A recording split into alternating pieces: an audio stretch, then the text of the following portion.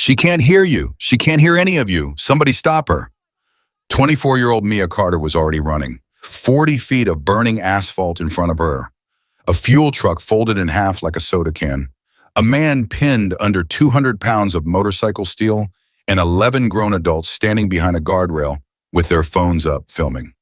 Mia never heard the screaming. She never heard the warnings. She never heard the fire. She only saw a hand moving, and she went in. Before we go further, subscribe to the channel. Stay with this story all the way to the end and comment the city you're watching from. I want to see how far Mia's story travels. Mia Carter had read the same 7 words so many times that they'd stopped being words at all. "We're sorry, but you don't qualify." The letter was on the passenger seat of her 14-year-old Honda, folded into quarters, soft at the creases like a dollar bill that had been through too many hands. She'd opened it in the parking lot behind the diner at 4:40 that afternoon, still wearing her apron, still smelling like fryer oil and coffee grounds, and she'd read it 4 times before she understood that 4 more readings wouldn't change it. 7th denial.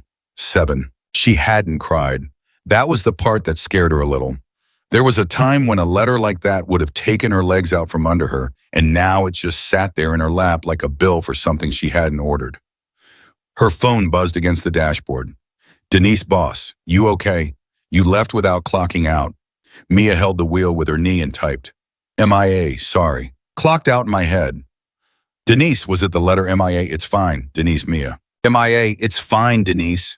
7's a lucky number somewhere." 3 dots. They appeared, disappeared, appeared again. Denise Alvarez had been Mia's shift manager for 2 years and her only real friend for about the same amount of time, and Mia could always tell when the woman was rewriting something to make it softer. "Denise, come back to town, sleep on my couch. Don't drive that canyon. Tonight you're exhausted. MIA. I'm always exhausted. That's just my personality now. Denise, not funny. MIA, little funny. Denise, text me when you're home. I mean it. Every time, MIA, every time." She put the phone face down and pulled onto the highway, and the mountains swallowed the last of the daylight the way they always did up there all at once, like somebody closing a lid. People made assumptions about Mia Carter. They'd been making them since she was 6 years old, since the fever, since the world went quiet and never came back. They assumed she lived in a soundless fog. They assumed she was fragile. They assumed mostly that she was behind half a step, always half a step, waiting for someone to turn around and repeat themselves. The truth was almost the opposite. Mia lived in a world of detail. She could tell you what color shirt the man 3 tables over had been wearing an hour after he left. She could tell you which regular was about to complain before he opened his mouth because his jaw did a thing, a little sideways grind 12 seconds before the complaint arrived every single time. She could feel a truck coming up the road through the soles of her shoes before the headlights hit the window. She'd built her whole life out of noticing. And noticing had gotten her a studio apartment, 2 jobs, an $11,000 medical bill she couldn't pay, and 7 letters. The clock on the dash said 9:14 when she pulled into the rest area. She didn't need gas. She didn't need a bathroom. She needed to stop moving for 10 minutes because her hands had started shaking on the wheel, and she'd learned over the years that her body kept score even when she refused to. She parked. She turned the engine off. She sat. And then she did something she hadn't done in a long, long time. She said it out loud. "I don't know how much longer I can do this." Her own voice came through her chest and her jaw and the small bones of her face the way it always did, not sound exactly, but shape. Wait. She hated her voice. She'd been told more times than she could count that it was flat or funny or cute by people who thought they were being kind. She said it again anyway, quieter. "I don't know how much longer I can do this." Nobody answered. Nobody ever did. And then the ground hit her. That's the only way she could ever describe it afterward. Not a sound, a punch. It came up through the tires and the floorboard and the seat and slammed into her spine like someone had swung a bat into the underside of the car. Mia's head snapped up. Beyond the tree line, maybe 400 yards down the highway, the sky had turned orange. She was out of the car before she made the decision to be. That was the thing nobody understood about her later in the interviews and the reports in the courtroom. They kept asking her, "Why did you decide to run in?" And the honest answer, the one she gave every single time, was, "I didn't decide anything. My body just went." She came around the tree line and the heat hit her face like an open oven. A fuel truck lay across both lanes, jackknifed, the cab crumpled into the guardrail. The tanker section split open and burning in a long river down the asphalt. Cars were stopped at odd angles. Doors hung open. People stood in a loose crescent, maybe 80 feet back, hands over their mouths, phones up, faces lit orange. And in front of them, closer to the fire than any of them, was a motorcycle. Or what had been one. It was on its side in the breakdown lane, the front end sheared, the frame twisted around itself, and under it, a hand was moving. Mia ran. She got 12 steps before somebody grabbed her arm. He was a big man, 40s windbreaker, and his mouth was making shapes she caught in fragments. Stop. Crazy cops are coming. And Mia looked at his hand on her arm and then looked at his face, and she said very clearly, "That man is alive." The man said something else. She caught, "Wait for the, yeah, he's alive," Mia said. "Look at him. Look at him." And that was the moment somebody in the crowd figured it out. Mia felt it more than saw it, a ripple, a turning, a shift in the way the bodies were arranged. A woman near the guardrail pointed at her and screamed something at the man holding her arm, and the man's face did a strange thing. It went from angry to pitying in the space of one blink. She'd seen that face 10,000 times. She knew exactly what he'd just been told. "She's deaf." His grip changed. It got gentler. It got kinder. And somehow that made her angrier than anything else in her whole life ever had, because gentle meant she doesn't understand, and gentle meant hold her back for her own good. Mia looked him dead in the eye. "I can't hear the fire," she said. "You can, and you're still standing here." Then she twisted her arm out of his hand and ran. The last 40 feet were the longest of her life. The heat wasn't like heat. It was like pressure, like walking into a wall that kept getting thicker. Her eyes flooded. The skin on her forehead went tight, then hot, then wrong. She got down low because low was better. She'd read that once on a poster in a break room, at a job she'd quit, and she crawled the last 10 feet on her hands and knees with her arm over her face. The bike was enormous, chrome and black, and it had come down on him from the left, and the frame had wrapped around his thigh and pinned it against a chunk of concrete curb that had broken loose in the impact. He was on his back, black leather vest, gray in the beard, 50s maybe. Big, the kind of big that a body doesn't get from a gym, the kind that comes from 30 years of lifting things because somebody had to. His eyes were open, and he was looking right at her. Mia had spent her entire life reading faces. She'd built a career out of it, a survival strategy, a personality. She could read a face the way other people read a headline. And this man's face said something she had never seen before on a human being. It said, "Don't," not "help me," not "please," not "God somebody." It said, "Don't." His mouth moved. She caught it clean because he made it clean. He formed the words slowly, deliberately, like he knew, like he'd already clocked her in that half second, like she wasn't the first deaf person he'd ever met in his life. "Go back." Mia stared at him. "No," she said. His jaw tightened. He tried again. "Truck's gonna..." And then his head dropped back against the asphalt and his eyes squeezed shut and his whole body arched, and she felt the scream go through the pavement into her knees. She grabbed his vest with both hands. "Hey!" She shook him. His eyes came back open. "Hey, look at me. Look at me." He looked at her. "I can't hear you," Mia said. "So you're going to have to look at me." Something changed in his face. Something small. A flicker way back in there behind the pain. He nodded once. "Okay," Mia said. "Okay, okay." She looked at the leg. She looked at the frame. She looked at the concrete. And her brain, the noticing brain, the one that had been cataloging coffee cups and jaw twitches for 18 years because it had nothing better to do, clicked over into something cold and fast and terrifyingly clear. The frame's not on his leg. The frame's on the curb. The leg's just in between. It's a lever. It's already a lever. It just doesn't have a fulcrum. She started digging. The crowd 80 feet back had gone completely silent. Not one of them moved. Later, a state trooper named Danny Osborne would stand in a courtroom and say under oath that in 19 years of service, he had never seen anything like it. 11 able-bodied adults standing behind a rail and a 120-pound deaf girl on her knees in a fire, and not one of them crossed that line. Mia's hands found the broken piece of the front fork. It was maybe 3 feet long. Steel snapped clean at one end. It was also, she discovered, instantly hot enough to take the skin off her palms. She let go. Her hands came up. She stared at them. Then she pulled off her jacket, wrapped it around her hands, and picked it up again. The man saw her do it. His face changed again. "No," he mouthed. "Girl, no." "Shut up," Mia said and jammed the bar under the frame. She wedged the broken end against the concrete curb and threw her weight onto the other end, and nothing happened. Not an inch. She weighed 120 pounds soaking wet, and the machine weighed 600, and physics did not care about her feelings. She adjusted, moved the fulcrum out, tried again. Nothing.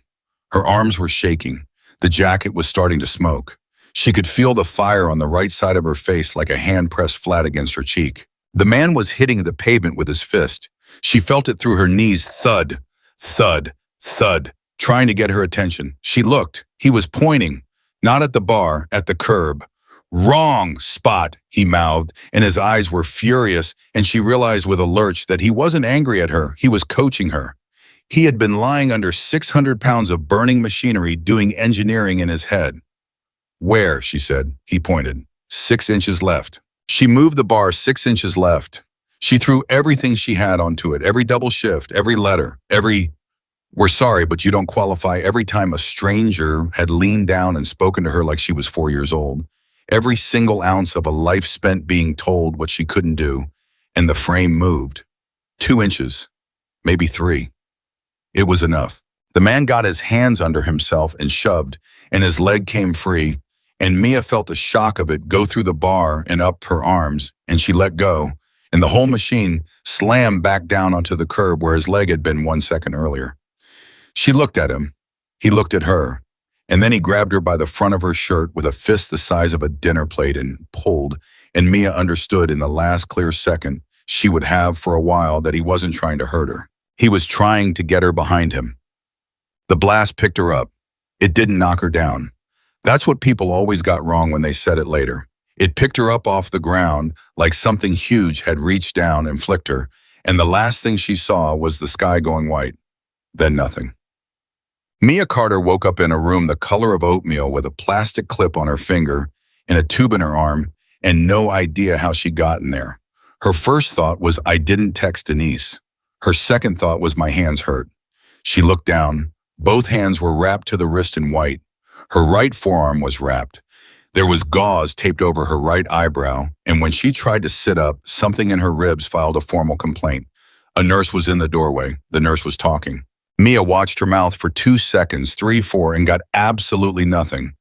The woman was talking to a clipboard, talking to the floor, talking to the IWAP bag, doing everything except looking at her.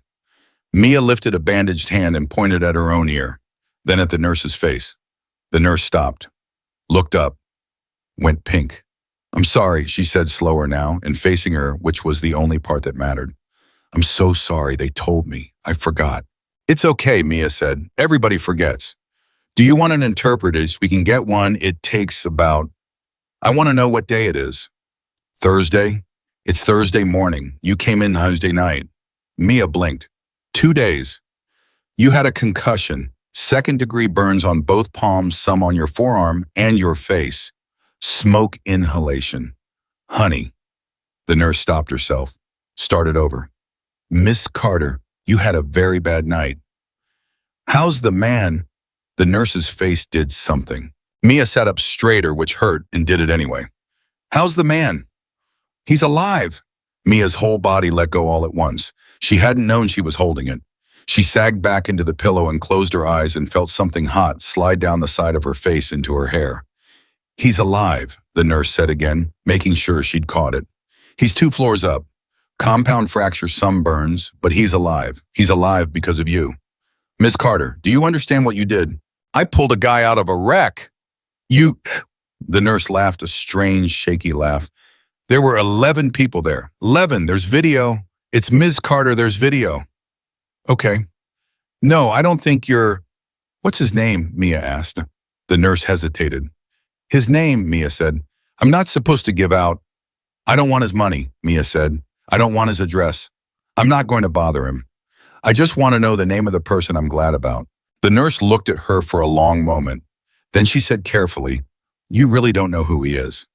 And Mia, sore, burned, concussed, 2 days missing out of her life, 7 denial letters in a Honda at a rest area 40 miles away, said the sentence that would follow her into every headline, every courtroom, every rally for the rest of her life. Does it matter? Uh, the nurse left. She came back 9 minutes later with a doctor. The doctor was maybe 60 gray with reading glasses pushed up on his head. And the first thing he did, was pull the chair around so he was directly in front of her at eye level. Mia liked him instantly. Bill Reyes, he said, I'm the attending. You're Mia. I'm Mia.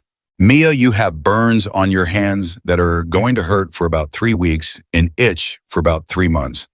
Do not pick at them. You're going to want to. Don't. Okay? Concussion's mild, but it's real. No screens for a few days, no driving for a few days, and if you get a headache that feels different from the headache you already have, you come back here immediately. Okay. And your hearing? He paused. I read your chart. Mia went very still. Doctors did this. Doctors always did this. She had a file and the file was interesting to them and they wanted to talk about it, and she was so tired. Bilateral sensorineural since age 6, Dr. Reyes said. And there's a note here about a procedure. There's a note about a procedure I can't afford, Mia said. Yeah. 11,200 out of pocket. 11,200, Mia agreed. 7 denials. I have them all. I could laminate them. Reyes took his glasses off his head and looked at them and put them back. That's obscene, he said. Mia stared at him. It was such a small thing. It was 2 words. But nobody in 18 years and 7 applications and 100 phone calls made through a relay service to people who sighed audibly enough that she could feel it had ever just said that. She had to look at the ceiling for a second. Yeah, she said. Well, Ms. Carter. Reyes leaned forward. There is a state trooper outside who has been waiting 4 hours to talk to you. I told him he could have 10 minutes. Do you want him to have 10 minutes? Mia wiped her face with the back of a bandaged hand. Sure, she said. Send him in. TM. The trooper's name was Osborne. He was tall and tired, and he took his hat off when he came in, which she noticed, and he sat down where the doctor had been sitting, which she noticed more. Ma'am, can you see my mouth okay? Yes. You tell me if I go too fast. I will. He opened a notepad. I need you to walk me through Tuesday night, from when you pulled into the rest area, everything you remember. So she told him. She told him about the letter and the rest area and the punch through the floorboard. She told him about the tree line and the orange sky and the man in the windbreaker with his hand on her arm. She told him about the bar and the curb and the 6 inches. Osborne wrote fast. He stopped her twice to make her repeat a detail. And then he said, before the explosion, before you got to the bike, walk back further for me. When you came around that tree line, what was on the road? The truck. The bike, the cars. How many cars? 4 stopped, 2 on the shoulder, 2 in the left lane. Osborne's pen stopped. 4. 4. You're sure? There was a white minivan with a bike rack and no bikes on it. There was a red pickup with a magnet sign on the door for a plumbing company. The phone number ended in 44. There was a silver sedan dealer, plates temp tag in the back window. And there was a gray SUV with a dog in the back. Osborne wrote none of that down. He just looked at her. Ma'am, he said, you were unconscious 2 days ago. I was. And you remember a phone number on a magnet sign. The last 2 digits, Mia said. I'm not a magician. It was a bad angle. Osborne sat back in the chair. He looked at his notepad. He looked at her. He was doing something with his face that she couldn't read, and she was very good at reading, which meant that whatever he was doing it on purpose. Was that everything on the road, he asked? And here it was. She'd been waiting for it. She'd been sitting on it for 4 hours, chewing on it, not sure if it was real or if it was the concussion. No, Mia said. No. There was a 5th car. Osborne didn't move, didn't blink, didn't write. It wasn't stopped, Mia said. That's why I noticed it. Everybody else stopped. Everybody in the whole world stops for something like that, right? You can't not. Even the people who don't help, they stop. They get out. They film it. But not this one. Not this one. Mia's throat felt strange. It came from the other direction, past the truck, slow, Not fast, that's the thing. It wasn't fleeing, it was cruising. Like, like somebody driving past a house they're thinking about buying. Osborne's jaw moved. Dark blue, Mia said.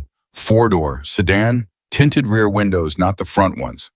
There was a dent in the rear quarter panel on the driver's side, old dent rusted at the edge. And there was a sticker in the back window bottom left corner half peeled. Plate, Colorado, ends in 924. She stopped. And there was a man. Osborne finally moved. He leaned forward. Passenger seat, Mia said. Window was down, which is insane, right? Who drives past a burning fuel truck with the window down? You'd feel the heat. You'd smell it. Anybody normal would put the window up. Unless you wanted to see, Mia said quietly. The room was very still. He was looking at his bike, she said, not the truck. The truck was the biggest fire I have ever seen in my life, and he wasn't looking at it. He was looking at the bike. And when he went past, she stopped. She had to. He looked right at me. He saw you. He saw me, and I saw him, 40s, dark hair short on the sides, and there was something on his neck right here. She touched the side of her own throat with a bandaged hand. A tattoo dark, I couldn't tell what it was. It was moving too fast, and he had his face didn't move. That's what I can't get out of my head. There was a man on fire 40 feet away, and his face didn't move.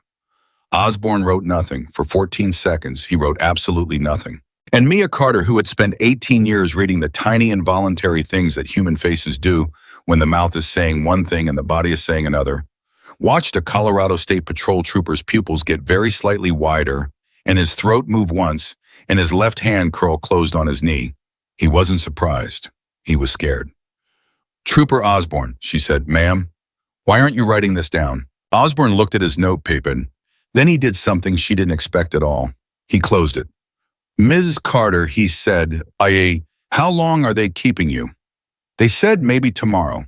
Why about that, Mama? Do you live alone? Mia's stomach went cold. Why boys, and do you live alone? Trooper, it's a simple question. It is not a simple question. Mia said, when a cop asks it after I describe a face. Osborne closed his eyes for a second. When he opened them, whatever he'd been holding in place had slipped. That fifth car isn't in anybody's statement, he said. 11 witnesses, 11. 6 of them were filming. Nobody has it. Nobody saw it. Nobody mentioned it. Because nobody was looking, as Mia said. They were all looking at the fire. That's what fire is for. Osborne stared at her. Say that again, he said. That's what a fire is for, Mia said slowly. It's the loudest thing in the world. Everybody looks at it. I don't hear the loudest thing in the world. So I looked at the road. Osborne stood up so fast the chair scraped. He walked to the window. He stood there with his back to her for a long time, which meant she couldn't see his face, which meant he was for the moment gone from her entirely. When he turned around, he was in control again, but there was a new thing in his eyes. Ms. Carter, I need you to listen to me very carefully. I don't listen to anything, ever. He almost smiled. Almost. I need you to watch me very carefully, he said. Don't tell anybody else what you just told me. Not the nurse, not your family, not your friends, not on the phone, not in a text, not to another cop unless I'm standing in the room. Why?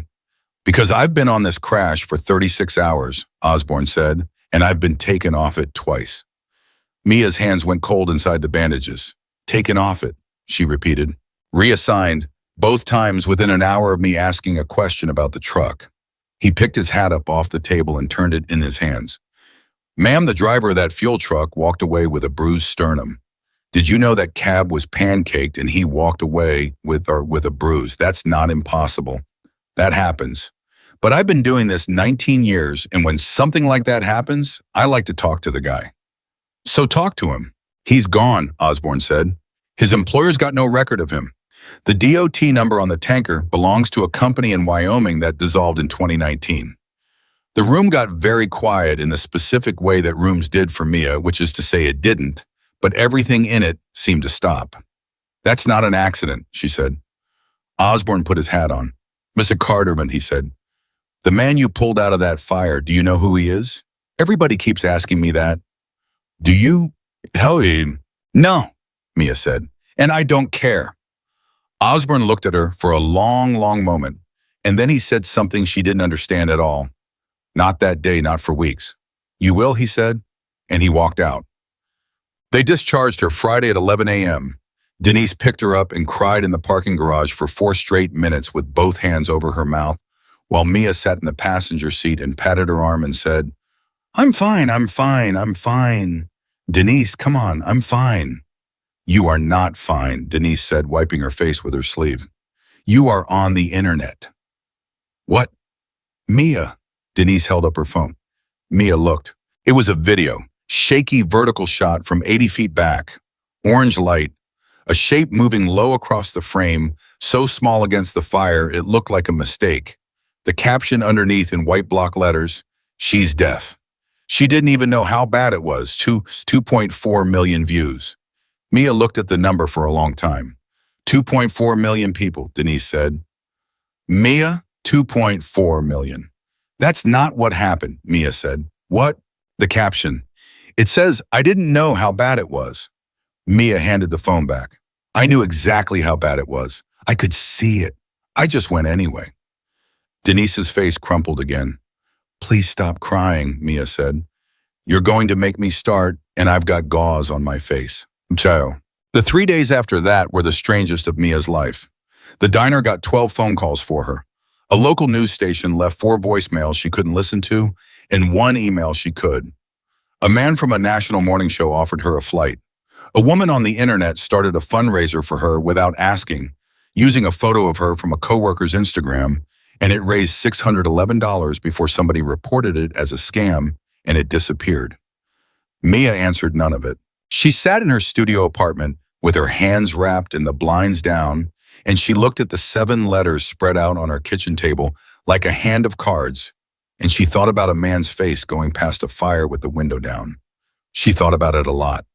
On the third night, Monday, 8:40 p.m., Mia felt the stairs. That was one of the things nobody understood.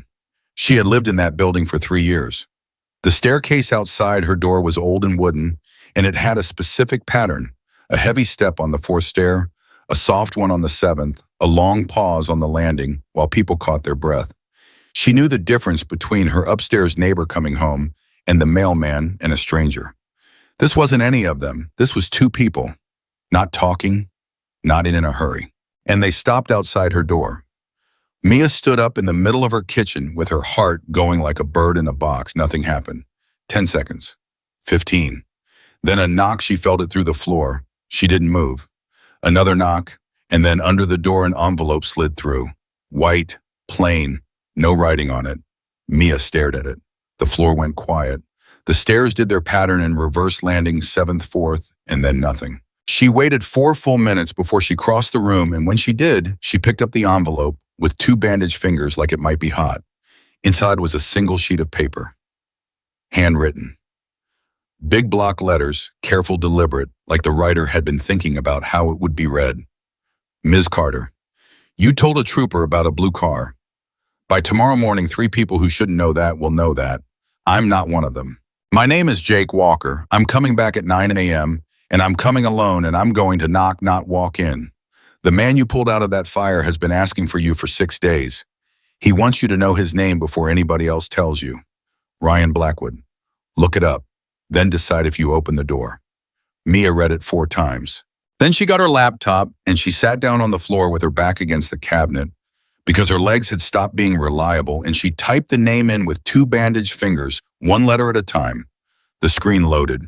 And Mia Carter, the girl who didn't ask his name, who didn't ask for money, who said, does it matter, sat on her kitchen floor at 9:06 on a Monday night and found out exactly who she had crawled into a fire for. The photo loaded first. Gray in the beard, 50s, black leather vest, and under it the words she would remember for the rest of her life. Ryan Blackwood, 54, National President, Hells Angels Motorcycle Club. Mia put the laptop down very slowly on the linoleum. She looked at her hands. She looked at the 7 letters on the table. She looked at the door. And somewhere out in the dark, 40 miles away, a dark blue sedan with a rusted dent in the rear quarter panel was already pulling onto the highway that led to her town. Orchestrated dense narrative with dialogue-driven storytelling and strategic dramatic pacing. Orchestrated dense narrative with dialogue-driven storytelling and strategic dramatic pacing. She didn't sleep. She sat on that kitchen floor until the linoleum went cold under her, reading the same 6 paragraphs over and over, and every time she got to the bottom, she scrolled back up and started again because her brain kept refusing to hold it. National president, not a chapter, not a charter, national. There were photographs, not many and none of them recent. A grainy one from a funeral in Oakland, one from a courthouse in Nevada where he was walking down the steps with 3 lawyers and 40 men behind him and his hands in his pockets like a man leaving a dentist appointment. One from 1998 where he was 30 and lean and laughing at something outside the frame, and Mia stared at that one longest because the laugh was the only thing in any of the photos that looked like the man who had grabbed her shirt and pulled her behind him. At 2 a.m. she made coffee she didn't drink. At 3 a.m. she found a message board where a man with a username full of numbers claimed Ryan Blackwood had personally put 4 people in the ground, and under it another man said that was garbage, that Blackwood had done 11 months for a bar fight in 1994 and nothing since, and the two of them argued for 6 pages while Mia read every word. At 4 a.m. she found the video again. The 2.4 million had become 9.1 million. The caption still said she didn't know how bad it was. At 5:40 she stood at her window with the blinds cracked 2 fingers wide and watched the street get gray, and she thought about how many hours it had been since the trooper said, "I've been taken off it twice," and she counted, and it was 71. And in 71 hours nobody had come. No detective, no follow-up, no card in the door, nothing. Nobody had come except a man who slid a note under it. At 8:52 a.m. the stairs told her he was early. 4th step, landing, 7th step, 1 person, heavy, slow. He stopped outside her door and Mia stood in the middle of her apartment with her heart absolutely detonating and both bandaged hands curled into fists. And she thought with a clarity that surprised her, if you don't open it, you spend the rest of your life not knowing. He knocked. She counted to 5. Then she opened the door on the chain and put her face in the gap. He was enormous. Not tall, well tall, but that wasn't the thing. He was built like a door. 40-something shaved head, gray, and a beard that came down to his collarbone, and the leather vest and eyes that had done a lot of looking at things. And the first thing Jake Walker did, before anything, was hold up both empty hands and then slowly, deliberately take 1 step back from the door. Mia noticed that. She noticed it hard. "Ms. Carter," he said, and he said it facing her slow. No exaggeration, no shouting. "My name's Jake. I read the note. I figured. You knew about my hearing. Ryan told me." Something moved in his face. "Ryan told me a lot. He was under a bike." "Yeah," Jake said, "and he's told me about 11 times." Mia's chain was still on. She hadn't decided anything. "Can I ask you something before you decide?" Jake said. "You're going to anyway." "Fair." He shifted his weight. "That trooper, Osborne, did he tell you he'd been pulled off the case?" Mia's stomach dropped straight through the floor. "How do you know that?" she said. "Because he told me too." "What?" 2 nights ago.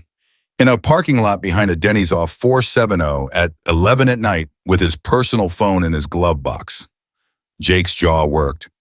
Ms. Carter, a Colorado State Patrol trooper, snuck out to meet a Hell's Angel in the dark because he doesn't trust his own department. You want to think about what that means for about 10 seconds before you decide whether I'm the dangerous one standing in this hallway. Mia thought about it for closer to 20. Then she shut the door, took the chain off, and opened it again. "You can come in," she said. "You sit at the table, not the couch, the table where I can see you." "Yes, ma'am. And you look at me when you talk." "Ms. Carter," Jake said, sitting down and folding his hands like a man in church. "I got a nephew who's been deaf since he was 2. I'd have looked at you anyway." Mia stood on the other side of the kitchen with her arms crossed and did not sit down for a full minute. "Okay," she said finally, "talk." So he talked, and what Jake Walker told her over the next 40 minutes rearranged everything she thought she'd walked into. He started with the truck. Osborne had already told her the driver was gone and the DOT number was garbage, but Jake had the part Osborne didn't, or the part Osborne couldn't say out loud. The tanker had been 11% full. 11 on a fuel truck that runs a mountain route at 9 at night is either full going up or empty coming down, and this one was neither.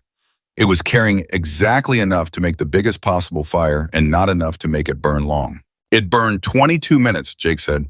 22. A full tanker burns 4 or 5 hours. They cleared that road by 2 a.m. Ms. Carter, that fire was built to be seen, not to last. Why buy? Because you don't need it to last, Jake said. You just need everybody's eyes in one place for 90 seconds. Mia sat down. She hadn't planned to. Her legs just did it. That's what I told Osborne, she said quietly. That's the exact thing I told him. That a fire is the loudest thing in the world and everybody looks at it. Yeah. Jake's voice went strange. He told me you said that. He said it like he was quoting scripture. Why? Jake didn't answer right away. Because it means somebody planned around every witness on that road, he said, and they didn't plan around you. They couldn't. There's no plan in the world that accounts for one deaf girl who doesn't look at the fire. Mia stared at her bandaged hands on the table. So the fifth car, she said. The fifth car. That's real. Ms. Carter, that fifth car is the only thing in this entire mess that's real. And then Jake Walker told her the second thing, and the second thing was worse. Ryan Blackwood had not been riding that road by accident. He'd been riding it because he had a meeting. And the meeting was at a truck stop in Idaho Springs at 10 p.m.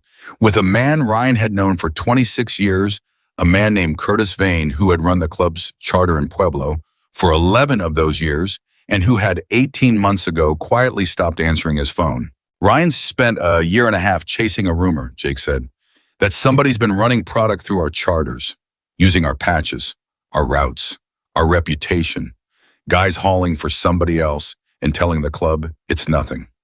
Drugs. Fentanyl, Jake said flatly. Ms. Carter, I'm going to be straight with you because you didn't ask for any of this and you're owed it. We're a motorcycle club.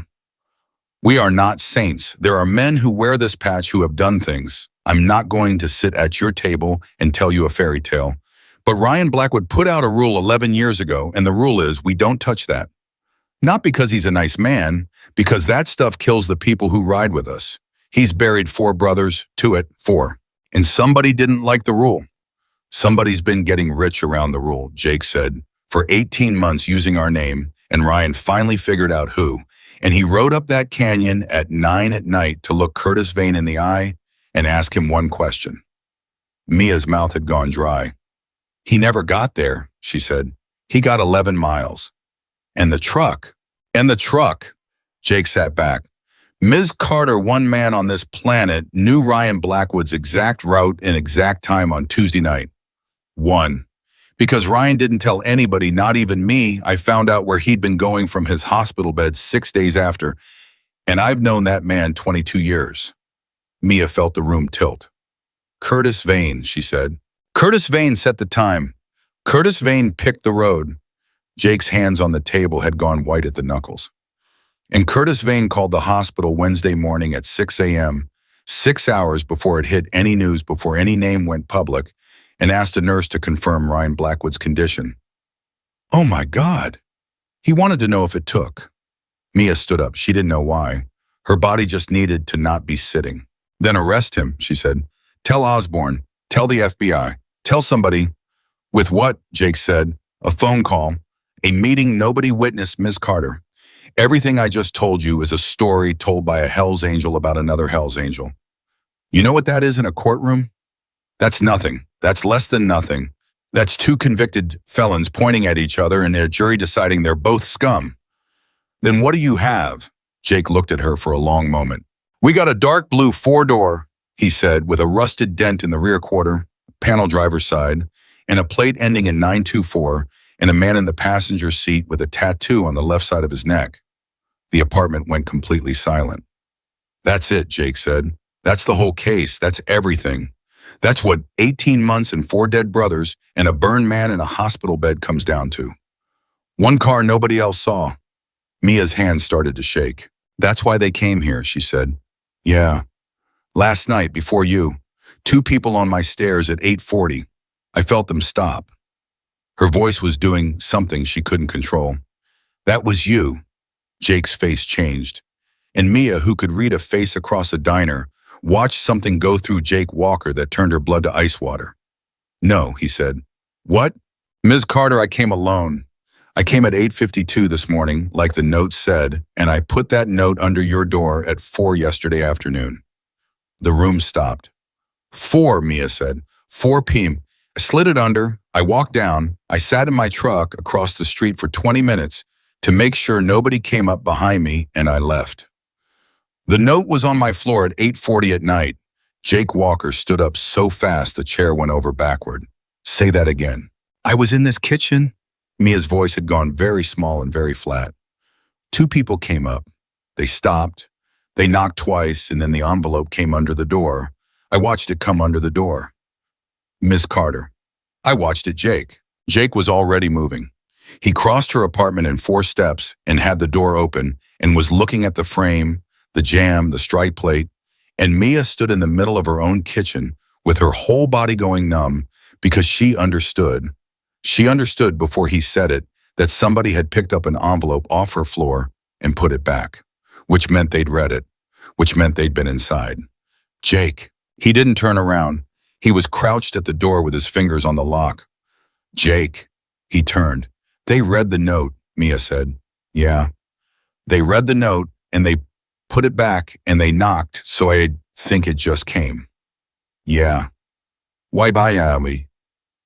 Because they wanted to know if you'd open the door for us, Jake said. They wanted to know whose side you'd take. Mia sat down on the floor. Right there in the middle of her kitchen, 24 years old, both hands wrapped in gauze, and she sat down on the floor with her back against the cabinet in the exact spot where she'd found out his name. Jake crossed the room and crouched in front of her, down at her level in her eye line without being asked, and she noticed it even then, even through all of it.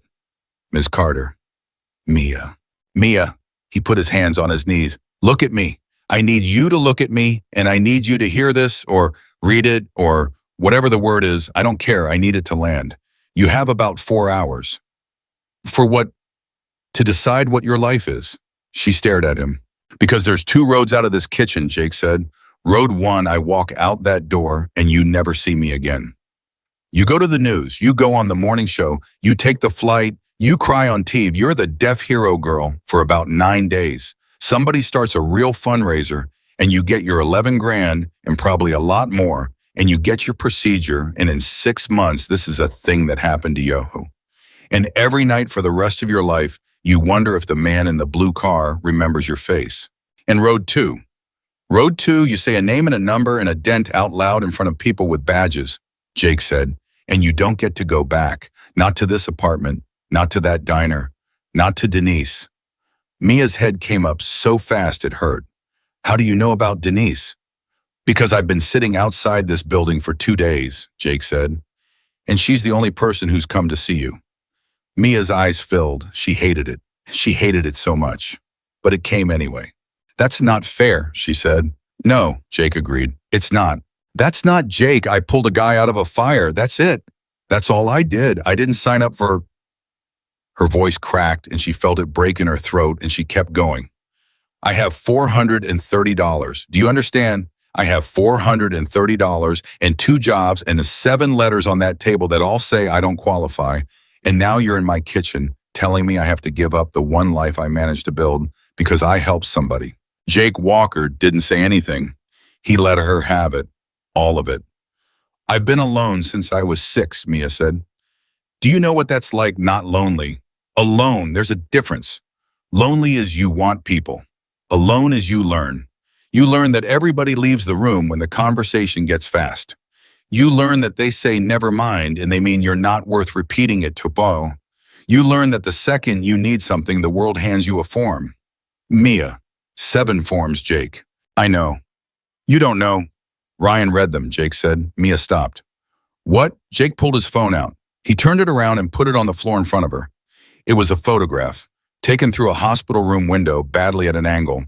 A man in a bed with his leg in a frame of steel pins, and in his hands held up close to his face because the light was bad, a stack of papers. Mia leaned forward. She knew that paper. She knew that logo. She knew the exact fold quarters soft at the creases. Those are mine, she whispered.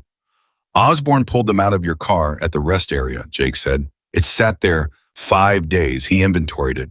He found them on the passenger seat and Jake stopped. Mia, that trooper, drove them to a hospital and handed them to a man he's been trying to put in prison for 11 years and said this is what she was carrying when she ran into your fire. Mia put both bandaged hands over her mouth. Ryan read all 7, Jake said. Yeah.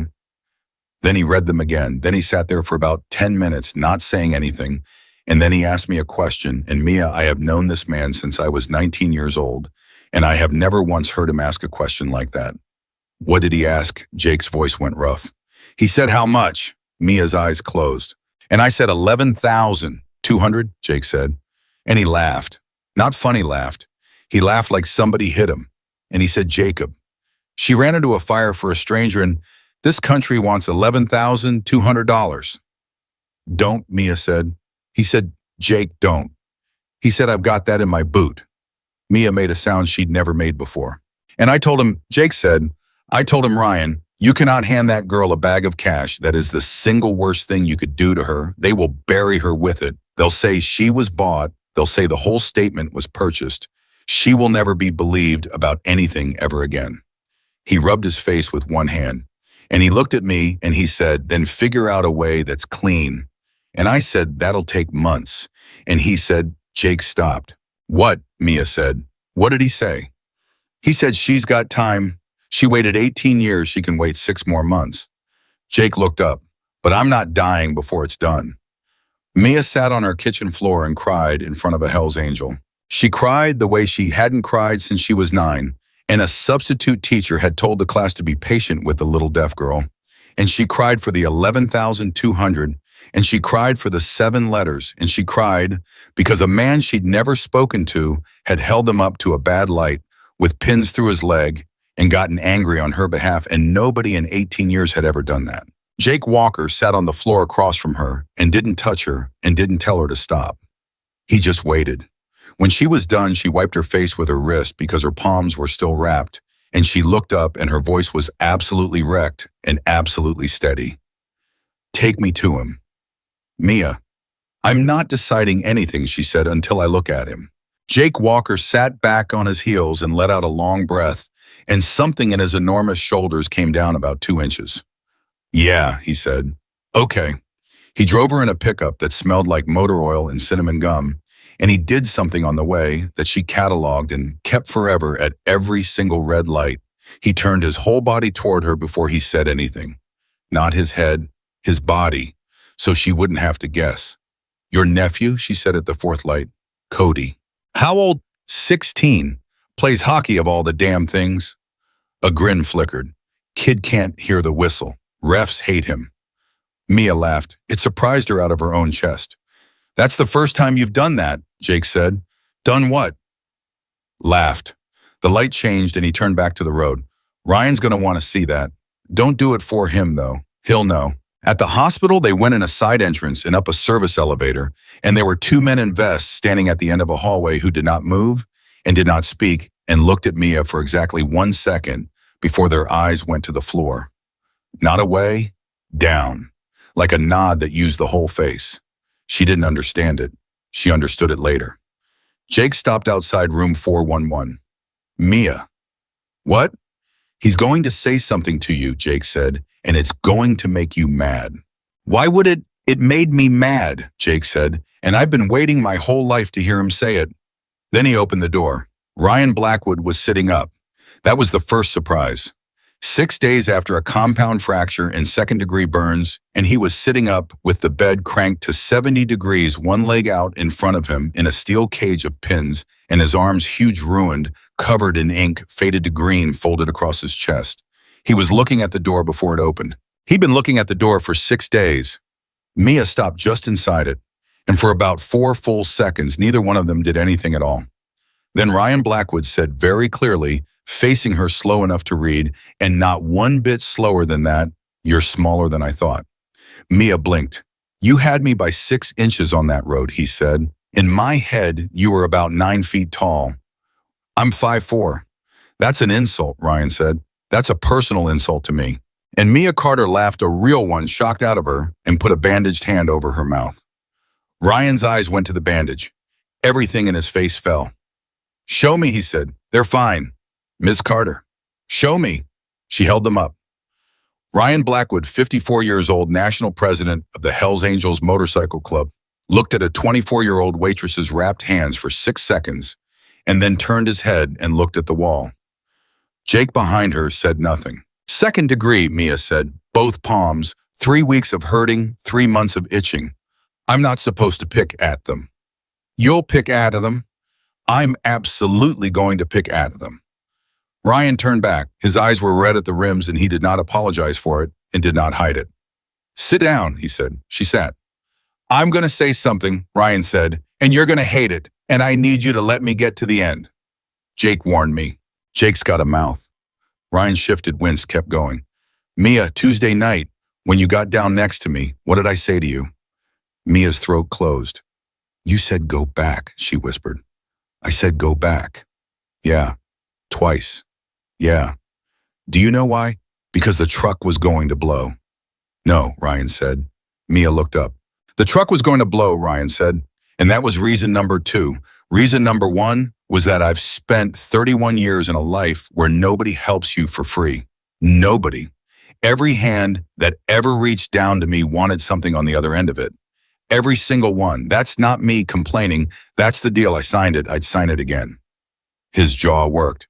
So when I'm lying under my own bike cooking and a little blonde girl comes crawling out of a fire toward me, Mia, my first thought was, not thank God. What was it? My first thought, Ryan Blackwood said, was, what does she want? Mia stared at him. There it is, Ryan said. That's the thing I'm sorry for. Let me finish. She shut her mouth. I laid there and I looked at you, Ryan said, and I ran the whole thing in about half a second the way you do. I figured you for a phone. I figured you for a video. I figured you'd get about 12 feet and take a picture and back off and I'd die on the internet. And then you got down on your hands and knees and you looked at my leg and you looked at the curb and I watched you do math and I thought, okay, she's not a phone. She's a rescue. Somebody's going to want a reward. Ryan, so I said go back because I figured you didn't know what I was and I figured when you found out, you'd wish you hadn't. His voice dropped. And then you grabbed my vest with both hands and you said, I can't hear you, so you're going to have to look at me. The room was very quiet. Nobody's ever done that, Ryan said. Done what? Made me look at them. He laughed, and it was an awful sound. 22,000 men wear this patch. Do you know how many of them look me in the eye? They look at my mouth. They look at my hands. They look at my chest, at the flash, at the little white letters, because that's what they're talking to. They're not talking to me. Nobody's talked to me in about 20 years. Mia's eyes were burning. And you couldn't hear a word I said, Ryan said. So you didn't know what I was. You didn't know the name. You didn't know the club. You didn't know a single thing about me except that I was a person who needed help. And you made me look at you. He stopped. He had to. That's the first honest conversation I've had since I was 32 years old, Ryan Blackwood said. And I had it on my back on fire with a girl who couldn't hear me. Mia was crying again. She'd given up on not. Now here's the part you're going to hate, Ryan said. That wasn't it. That wasn't it. He looked at her dead on. Mia, I want you to walk away. Behind her, Jake made a sound. What?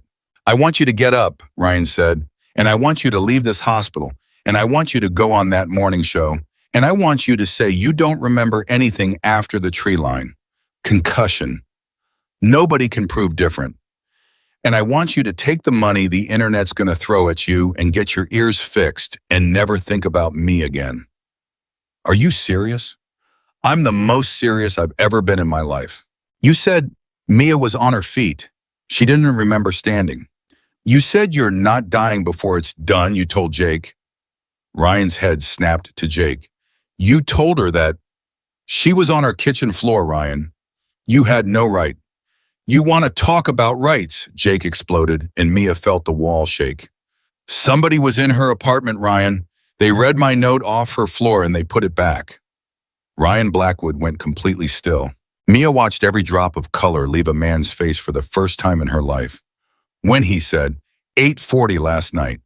When did they knock Jacob? 5:40 at night. She felt him on the stairs. 2 of them. Ryan closed his eyes, and then he said without opening them in a voice Mia read off his lips and felt in the floor. Then it's already done. What is? Mia said.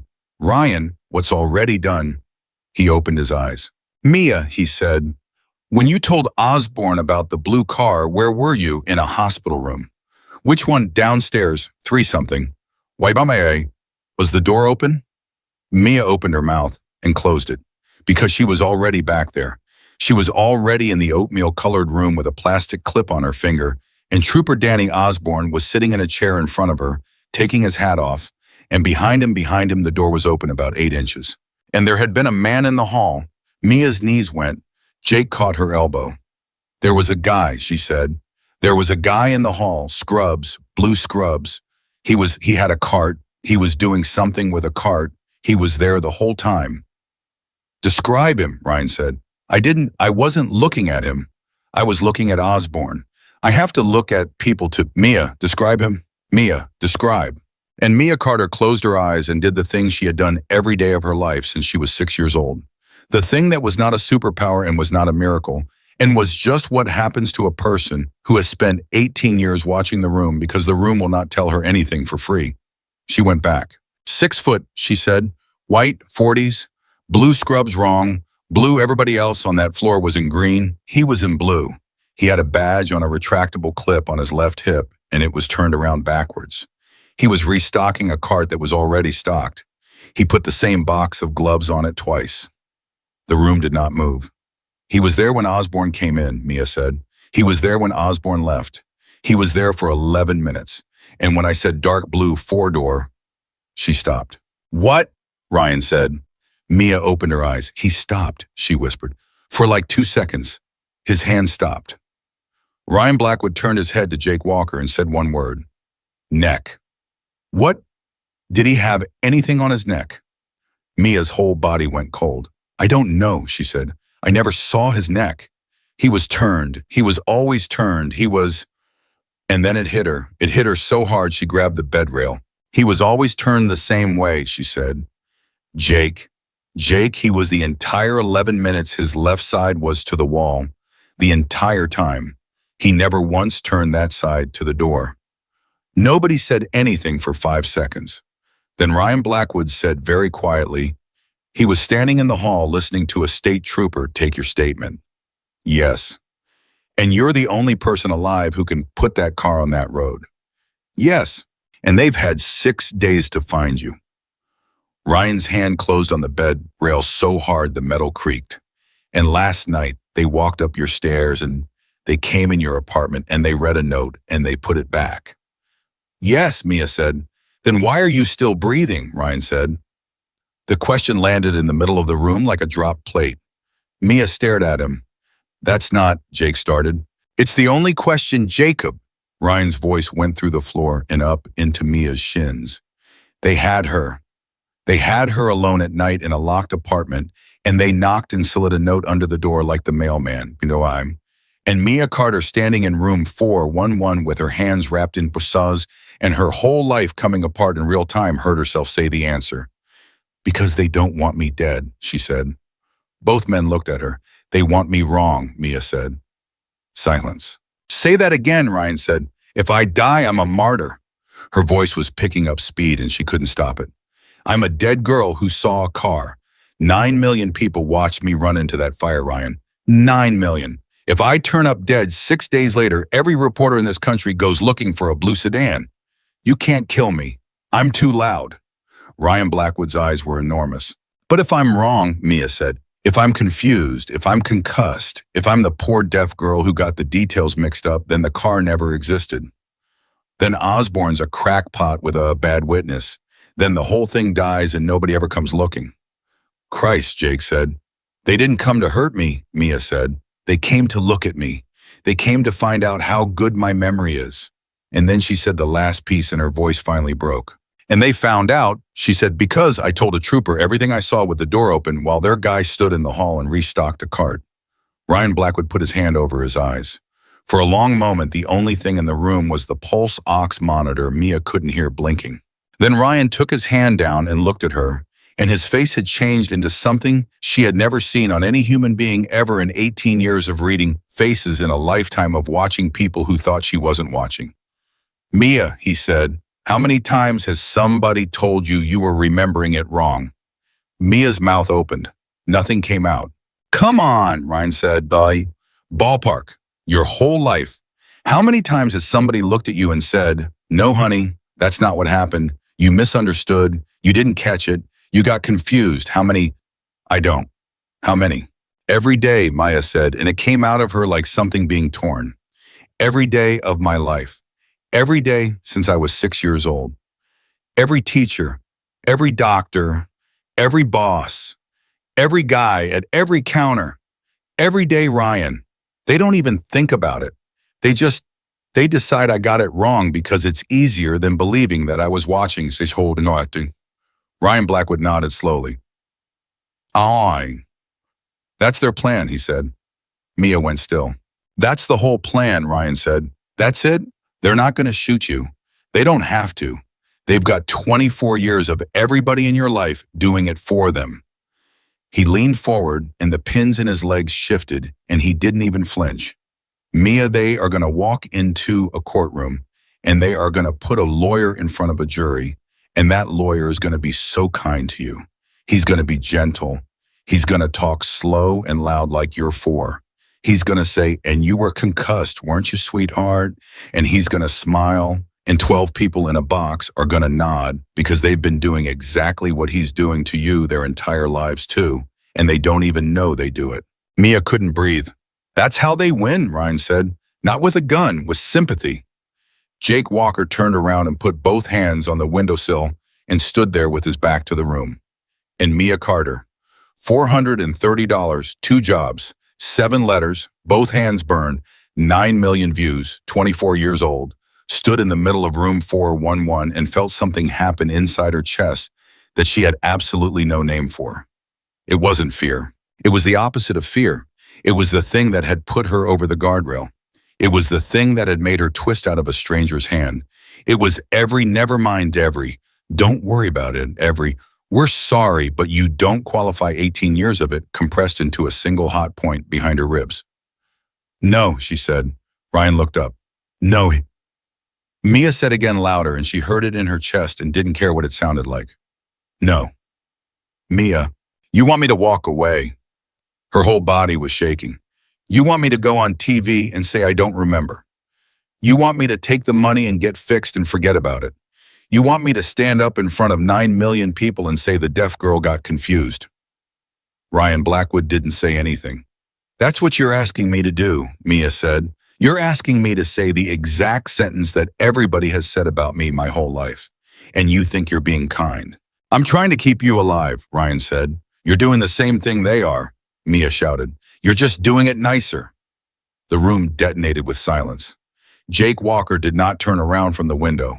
His shoulders were shaking. Ryan Blackwood stared at a 24-year-old waitress like she had reached into his chest. They came into my apartment, Mia said. Her voice had gone quiet and terrible. They read a letter off my floor. They put it back. They stood in a hallway and listened to me tell a cop what I saw, and they decided Ryan standing there with a box of gloves in their hands that I wasn't worth killing, that I could just be managed because I'm the deaf girl. Mia, they're going to find out they were wrong, Mia said. And then she reached over the bed rail and she took Ryan Blackwood's enormous scarred hand in both of her bandaged ones, and it hurt. It hurt so much. Her eyes went white at the edges, and she did it anyway. You look at me, she said. He looked at her. I'm not walking away, Mia said. I'm not going on the show. I'm not taking the money. I'm going to sit down in front of the FBI and I'm going to tell them about a dark blue 4-door with a rusted dent in the driver's side rear quarter panel and a Colorado plate ending in 924 and a man with a tattoo on the left side of his neck who drove past a burning fuel truck with his window down and didn't move his face. Ryan Blackwood's eyes were streaming and he did not wipe them. And when that lawyer stands up, Mia said, and calls me sweetheart and asks if I might be confused, she squeezed his hand. I'm going to make him look at me. Ryan Blackwood turned his hand over inside hers very carefully so he wasn't touching the burns and held on. Jake Walker at the window finally turned around. His face was wrecked. There's something you both need to know, he said. They looked at him. I got a call in the elevator, Jake said, from Osborne. Nobody breathed. They found the car, Jake said. Mia's heart stopped. Where? Ryan said. Jake Walker's throat worked. Bottom of a quarry outside Pueblo, he said. Burned out. Plates gone. Dent's still there, though. Rear quarter panel driver's side rusted at the edge, exactly like she said. So we've got it, Mia said. We've got the car. Mia, Jake said, and something in his voice, something in the shape of his face made her go cold. There was somebody in it, Jake said. The room went absolutely silent. Curtis Vane, Jake said. 22 years in that patch, 11 as a president, in the trunk of his own car at the bottom of a quarry with his hands zip-tied behind him. Ryan Blackwood made a sound Mia felt through the floor. He wasn't running it, Jake said, and his voice cracked straight down the middle. Ryan, he wasn't running it. He set that meeting to tell you. He'd been sitting on it 18 months trying to figure out who to trust, and he finally picked you, and somebody found out, and they burned a fuel truck across the road to make sure he never got the chance. Ryan Blackwood's hand went limp inside Mia's. Then who? Mia whispered. Jake Walker looked at the floor. Osborne wants us at a federal building at 6 a.m. And he said, not the state patrol, not the locals, federal. He says he can't tell me why over a phone. He looked up and his eyes were absolutely hollow. He says the man in the blue car isn't a criminal, Mia. Mia's blood turned to ice. He says the man in the blue car is the reason he keeps getting taken off the case. Ryan Blackwood was looking at a spot on the blanket about 6 inches from his own knee, and he wasn't blinking. And Mia, who had spent her whole life learning what a face does when a person is somewhere else, understood that the man in the bed had left the room entirely. Ryan, Jake said, nothing. Ryan? I called him a rat, Ryan said. Jake closed his eyes. 18 months ago, on the phone, last thing I ever said to Curtis Vane in my life. Ryan's voice was flat in a way that frightened Mia more than shouting would have. He wouldn't tell me why he stopped coming to church. He said, I can't do this on a phone, Rye. And I said, he stopped. I said, then don't do it at all, rat. You didn't know. 26 years. Ryan finally looked up. 26 years, Jacob. I stood up at his wedding. I carried his mother. And he sat on the worst thing he ever found out for a year and a half because he was trying to figure out who he could hand it to. And the man he finally picked had already called him a rat, and he came anyway. Ryan. He came anyway, Ryan said, and they put him in his own trunk. Mia's hands were still wrapped around his. She hadn't let go. She wasn't sure she could. Ryan, she said. He didn't look at her. Ryan. She squeezed and the burns lit up her palms like somebody had touched a match to them, and she did it anyway. Look at me. And he did, because she had taught him to 6 days ago on a road. You go somewhere else right now, Mia said. And I'm in this alone. Do you understand I'm the only person alive who saw that car? You want to sit here and hate yourself? That's fine, but do it after. Ryan Blackwood stared at her. Then very slowly he laughed. One breath of it. Awful. Jacob, he said, you hear that? I heard it. She's in my hospital room telling me to get it together. He wiped his face with the back of his wrist. 22,000 men wear this patch, and not one of them would say that to me. That's the problem, Mia said. Jake made a strangled sound. Ryan's eyes came up. That's the whole problem, Mia said. 22,000 people and nobody tells you anything true. Somebody's been running poison through your club for 18 months, and the only man who tried to tell you had to schedule a meeting on a mountain road at 10 at night. Ryan, doesn't that, her voice cracked, doesn't that tell you something? Ryan Blackwood didn't answer for 11 seconds. Then he said, Jacob, get me out of this bed. Absolutely not. Jacob, you got 4 pins through your femur. 6 a.m. federal building. You cannot walk, Ryan. Then get me a chair, Ryan roared, and Maya felt it come up through her shoes. You think I'm going to send a 24-year-old girl into a federal building alone at 6 in the morning to say a name that got Curtis Vane put in a trunk? You think I'm going to lay here? Yes, Jake said. Ryan stopped. Yeah, Rye, that's exactly what you're going to do, Jake said, because you're the only piece of this they can't reach in here. And the second you're out that door, you're a target, and so is she. And you know it, and I know it, and I'm not going to stand here and let you get us all killed because you feel bad about a phone call. The two men looked at each other for a very long time. Mia watched something pass between them that had 22 years in it. Say it again, Ryan said critically. You heard me? Say it again, Jacob. Jake Walker's jaw came forward. You're staying in the bed. Ryan Blackwood looked at his oldest friend, and then he did something that made Mia's chest hurt. He nodded. Okay, he said. Jake's whole body sagged. But she doesn't go alone, Ryan said. She won't. And Jacob, Ryan's hand came out and caught Jake's wrist. Whoever this is, whoever's in that blue car, when we find out, Ryan, when we find out. Ryan, don't say the rest of it in front of her, Jake said. Don't you dare put that on her. And Ryan Blackwood stopped with his mouth open and closed it and let go of Jake's wrist and turned his head away. Mia looked between them. Put what on me, she said. Neither one of them answered. Ryan, her voice went hard. Put what on me? Jake Walker looked at the floor. Nothing, he said. Don't do that. Mia, do not do that, Mia said, and she stood up so fast the chair went back. Do not stand in a room and decide what I can handle. Don't you ever. Jake's head came up. You want to know what my whole life is, she said. My whole life is people finishing sentences in a room I'm standing in and then turning around and telling me it was nothing. My whole life, every family dinner, every break room, every time. It was nothing, Mia. Never mind, Mia. I'll tell you later, Mia. That's not... Then say it.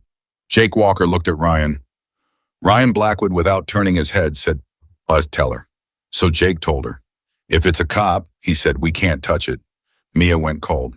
If the man in that car is what Osborne's afraid he is, Jake said, then there's no version of this where a Hell's Angel does anything about it. Not one. The second we do, we're exactly what everybody's been saying we are for 70 years, and everything Curtis died trying to hand us goes in the ground with him. So we don't get to do anything. His voice went to gravel. We get to sit there, and the only person on this earth who can do a damn thing about it is you. Mia stood very still. That's what he was going to say, Jake said. That's what I didn't want you carrying at 10 o'clock at night. That's it. That's the whole thing. Mia looked at Ryan. Ryan was looking at the wall. Ryan, she said. He didn't move. Ryan. He turned his head, and Mia Carter, 24 years old with 2 burned hands and $430, said, good. Both men stared at her. What? Jake said. Good, Mia said, and she meant it so hard her voice shook. You want to know what nobody has ever needed from me? Anything. Nobody's ever needed anything from me. Not once. People have been carrying me and helping me and being patient with me since I was 6 years old, and not one human being has ever looked at me and said, you're the only one who can do this. Ryan Blackwood's face came apart. So good, Mia said. Let me carry something. For once in my life, let me be the one holding it. But Mom, they put her in a house. Not a safe house, Jake was very clear about that, twice in the truck, at 2 different red lights turning his whole body each time. It's a house. It's my sister's ex-husband's fishing place. It's got a bad roof and no heat upstairs, and there's not one thing about it that's on any piece of paper with my name on it. How many people know? 3. Which 3? Me, Ryan, and the guy on the porch. Who's the guy on the porch? Jake was quiet for a second. His name's Tommy, he said. He's been in the club 19 years. And Mia, he's going to be there when you wake up. And he's going to be there when you go to bed. And he's not going to say 6 words to you the whole time. And I need you to not take that personal. Why not? Because Tommy Reese buried his kid brother in 2019, Jake said. And the reason he buried him is a pill that came into this state on a truck. And when Ryan asked for a volunteer to sit outside your door, Tommy had his hand up before the sentence was done. Mia looked out the windshield for a long moment. Okay, she said. Tommy Reese was 50 and built like a hydrant, and he did not say 6 words, he said 4. He was standing on the porch when the truck pulled in, and Mia got out and he looked at her full on in the face, no glancing, no fidgeting, and he said, ma'am, I'm Tommy. That was it. That was all of it. He carried her bag inside. He put it on the bed. He came back out, sat down in a chair facing the road and stayed there. At 4 a.m., Mia came downstairs because she hadn't slept in 3 days and had given up on the concept, and Tommy Reese was still in the chair. She sat down on the step near him. He didn't look at her, and then he did, and she realized he was making himself do it, making himself turn his face so she could have it. You can't sleep, he said. No. Yeah, he turned back to the road. Then after a while back to her. My brother couldn't sleep neither, at the end. Mia didn't say anything. 26, Tommy said. He was 26. He wasn't a junkie. Whatever you're picturing, that's not. He tore his rotator cuff. That's all. He tore his shoulder up moving a washing machine, and a doctor gave him a script, and the script ran out, and the thing he bought after that came off a truck. He was quiet. Then, he'd have liked you. You don't know me. He'd have liked you, Tommy Reese said again and looked back at the road, and that was the last thing he said for 9 hours. Blah. The federal building at 6 a.m. Danny Osborne was waiting in the parking garage, not the lobby, and he wasn't in uniform. And Mia noticed his hands before she noticed anything else. They were shaking. Ms. Carter. Trooper. Not anymore, Osborne said. Mia stopped walking. Since when? Jake said. Since Tuesday. Administrative leave pending review. Osborne laughed and there was nothing in it. Filed a complaint about my supervisor's supervisor. Turns out that's a process. Danny Pim. It's fine, it wasn't. Mia could read it on him like a headline. Ms. Carter, I need 90 seconds before we go up there, and I need you to watch me because I'm only saying this once, and I'm only saying it in a garage. Go. 19 years I did this job, Osborne said. 19, I've got a wife who's a school nurse and a kid at Fort Collins and a mortgage that's got 14 years on it. And I have spent every one of those 19 years thinking I was one of the good ones because I never took a nickel. That was my whole thing. I never took a nickel, so I'm clean. Trooper, let me get there. His jaw worked. 8 months ago, I ran a plate. Traffic stop, kid doing 70 in a 55 nothing. Dark blue sedan. Kid was nervous. Not nervous, he was terrified. And I ran the plate and it came back clean and I let him go. And 40 minutes later, my sergeant called me at home and asked me why I'd run that plate. Mia went cold. At home, Osborne said, on my personal phone, a number he shouldn't have, asking me about a clean plate on a nothing stop 40 minutes after. What did you say? Jake said. I said routine. And he said good, and that was that, and I didn't think about it for 8 months. Osborne's eyes came up and they were red.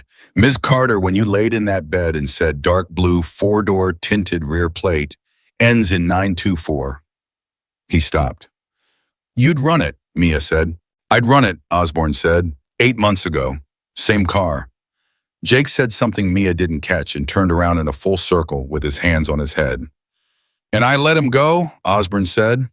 I looked at a terrified kid in a car that a man 40 miles up my chain of command was watching in real time, and I gave him a warning, and I let him go, and I went home and had dinner. That's the nickel. His voice broke completely. That's my nickel, Ms. Carter.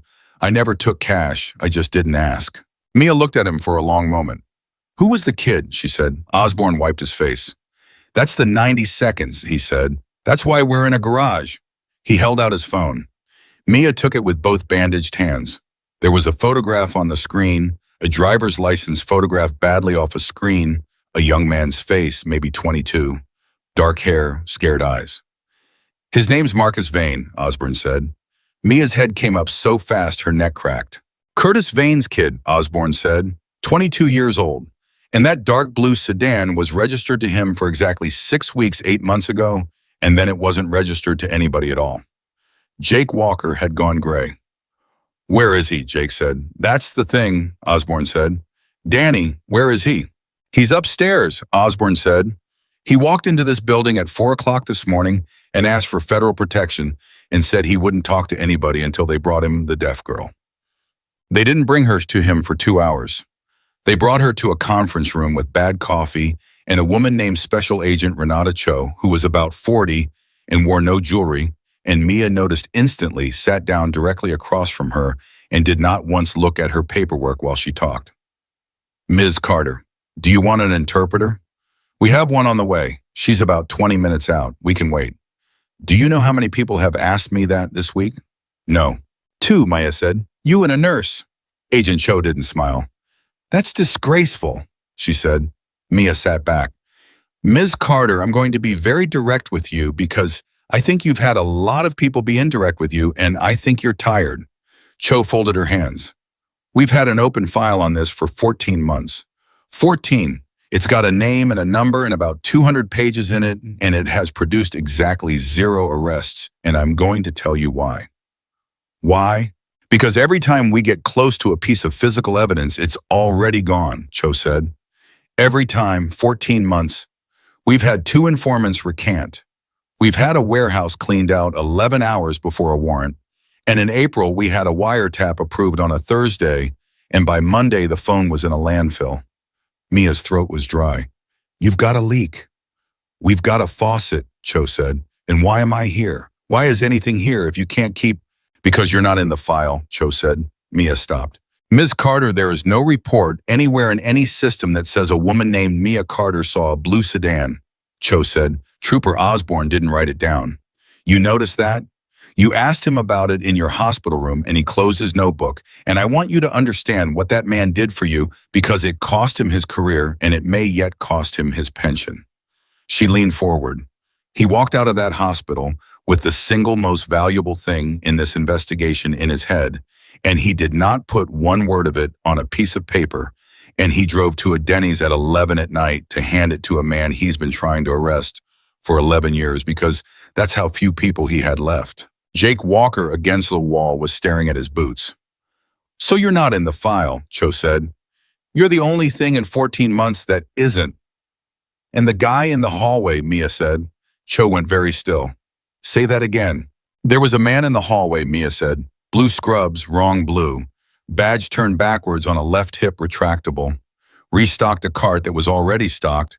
Put the same box of gloves on it, twice, and kept his left side to the wall for 11 straight minutes. She looked Agent Cho dead in the eyes. So maybe I'm not in the file, but I'm in somebody's. Renata Cho did not move for 6 seconds. Then she reached over, picked up her phone, and made a call, and Mia watched her mouth make 3 words she caught perfectly, pull the hallway. Marcus Vane was 22 and he looked 40. He was sitting in a chair with his elbows on his knees and his hands in his hair. And when the door opened, he flinched so hard the chair moved. And Mia, before hello, saw the thing she'd been dreading. He couldn't look at her. He looked at Jake. He looked at Cho. He looked at the table and the ceiling and his own hands. He would not look at her. Marcus, Jake said quietly. Uncle Jake. And Jake Walker crossed the room and put his hand on a 22-year-old's head like the kid was 8, and Marcus Vane came apart. Mia stood by the door and let it happen. It took a long time. When he finally straightened up, his face was destroyed, and he wiped it with his sleeve and looked at the table and said, did they really? Yeah, Jake said. In the trunk. Marcus. They put my dad in the trunk of my car. Nobody answered. And Marcus Vane made a sound and put his head down on the table. Cho started to speak. Mia held up a hand. So you don't. She waited. She waited a full 90 seconds, and the room let her and nobody rush a kid whose father was in a quarry. Then Mia Carter walked around the table, sat down directly across from him, and said, Marcus. He didn't look up. Marcus, I can't hear you. If you talk into the table, I get nothing. His head came up, and there it was, the flinch, the little shame flicker, the whole thing she'd been reading off faces since she was 6. Sorry, he said. Sorry, it's fine. No, his face crumpled again. It's not fine. None of this is, Marcus. Mia put both bandaged hands flat on the table between them. Look at these, wow. He looked. 8 days ago, I crawled under a burning fuel truck and levered 600 pounds of motorcycle off your Uncle Ryan's leg, Mia said. I've got 2nd-degree burns on both palms and a concussion, and I haven't slept since Tuesday. And I'm sitting here across from you at 8 in the morning in a federal building because you asked for me by name. Marcus Vane's throat moved. So look at me, Mia said, and tell me what you know. And he did. 8 months ago, my dad asked me to buy a car, Marcus said. The room went silent. He didn't say why. He gave me cash. He said, buy something boring. Put it in your name. Don't tell your mother. Marcus's hands were shaking on the table. I was 21. I don't know what I thought. I thought it was a club thing. I thought it was a dad thing. I bought a blue Malibu off a lot in Aurora for $4,100. And then he took it, Marcus said, for 8 months. I'd see it maybe twice. And every time I saw it, there was more mileage on it than made any sense. And once there was he stopped. There was a dent in the back on the driver's side. And I asked him about it, and he said, don't worry about it. Mia's blood went to ice. Marcus, she said, why did your father want a car that couldn't be traced to him? Marcus Vane looked straight at her. Because he was following somebody, he said. Nobody breathed. He was following somebody for 18 months, Marcus said. And he needed a car that wasn't his and wasn't the club's. And he used me because nobody knows who I am. I'm nobody. I'm a kid who works at a tire shop. Nobody's ever looked at me in my whole life. His voice climbed. And 2 weeks ago, he came to my apartment at midnight, and he gave me a phone, a burner still in the plastic. And he said, if anything happens to me, you take this to the FBI, and you don't stop for anything. And I said, Dad, what are you talking about? And he said, he stopped. He couldn't do it. Marcus, Cho said. He said, Marcus, I finally know who it is, and it's so much worse than I thought.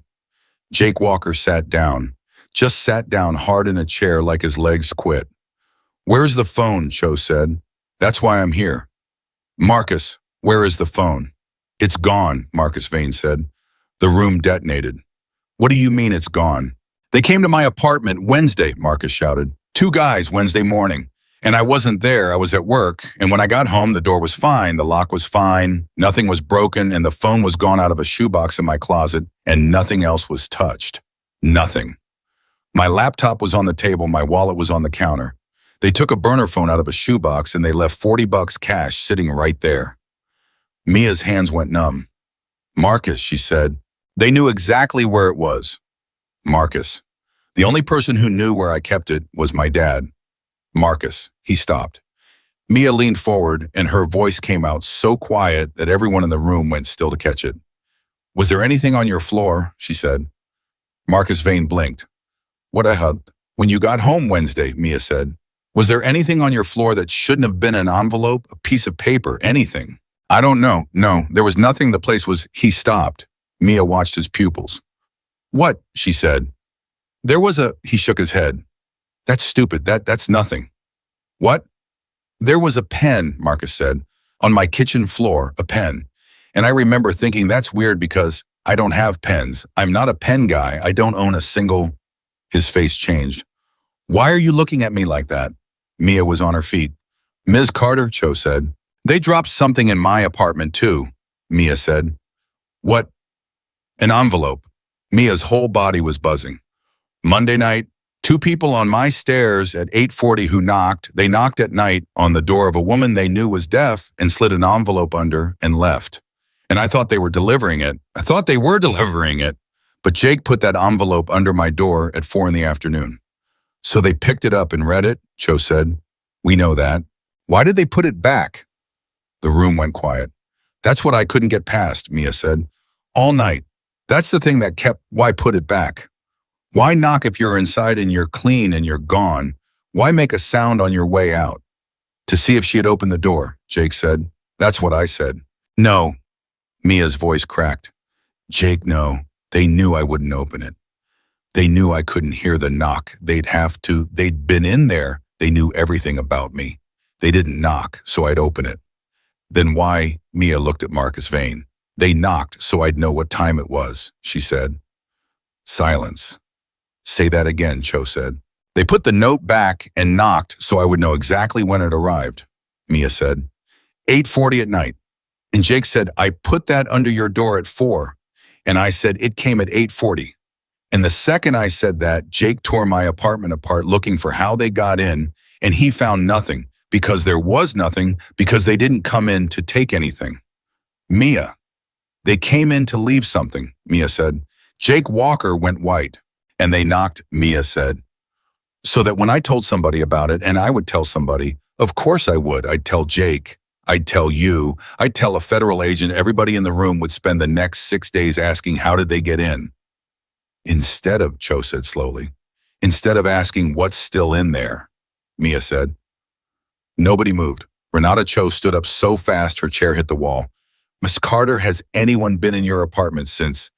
Denise, Mia said. And her legs went out from under her. Jake caught her.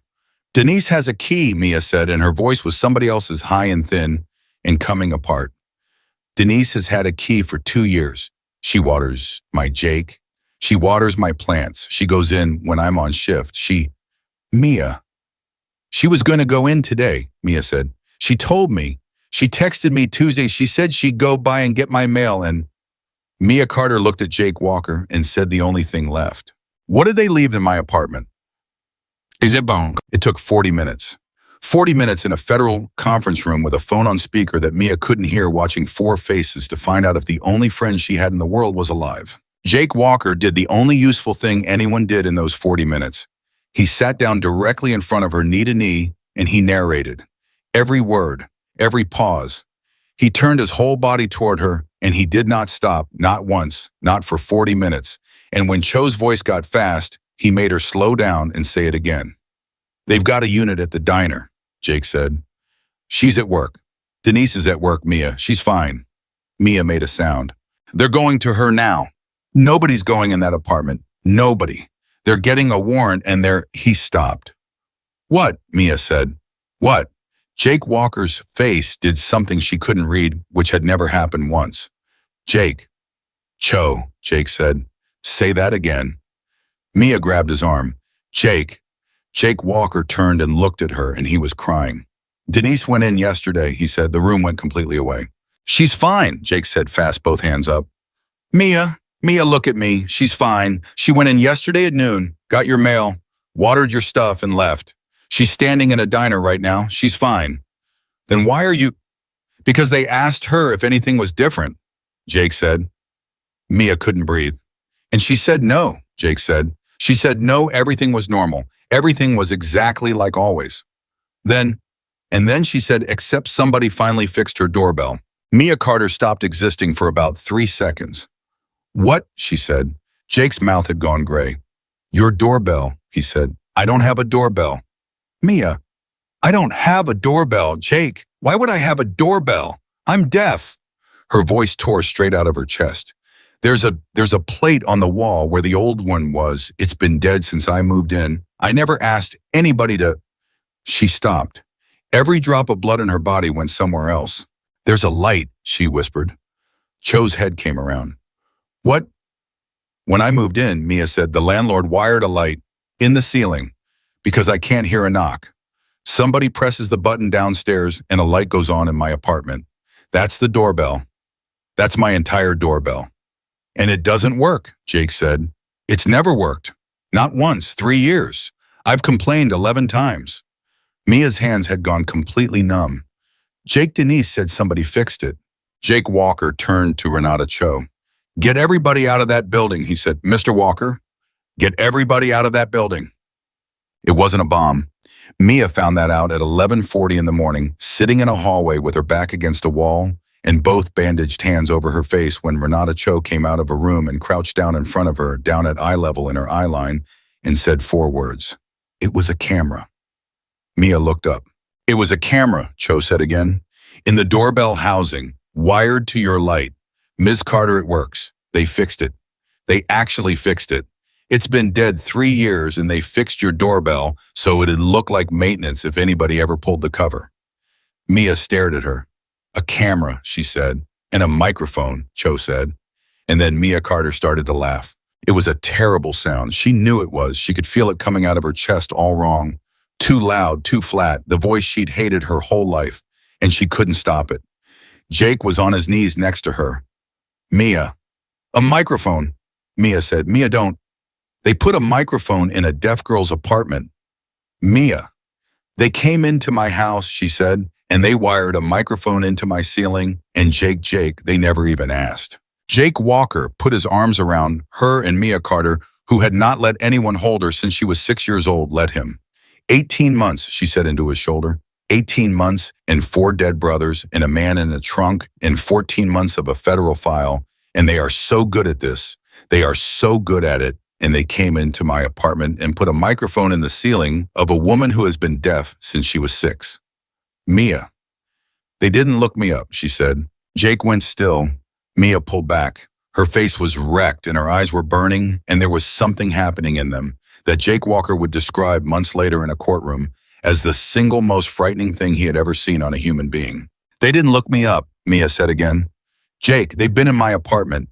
They read my mail. They stood in a hospital hallway and listened to me give a statement. They know my name. They know where I work. They knew where a kid kept a phone in a shoebox. Mia, what are you?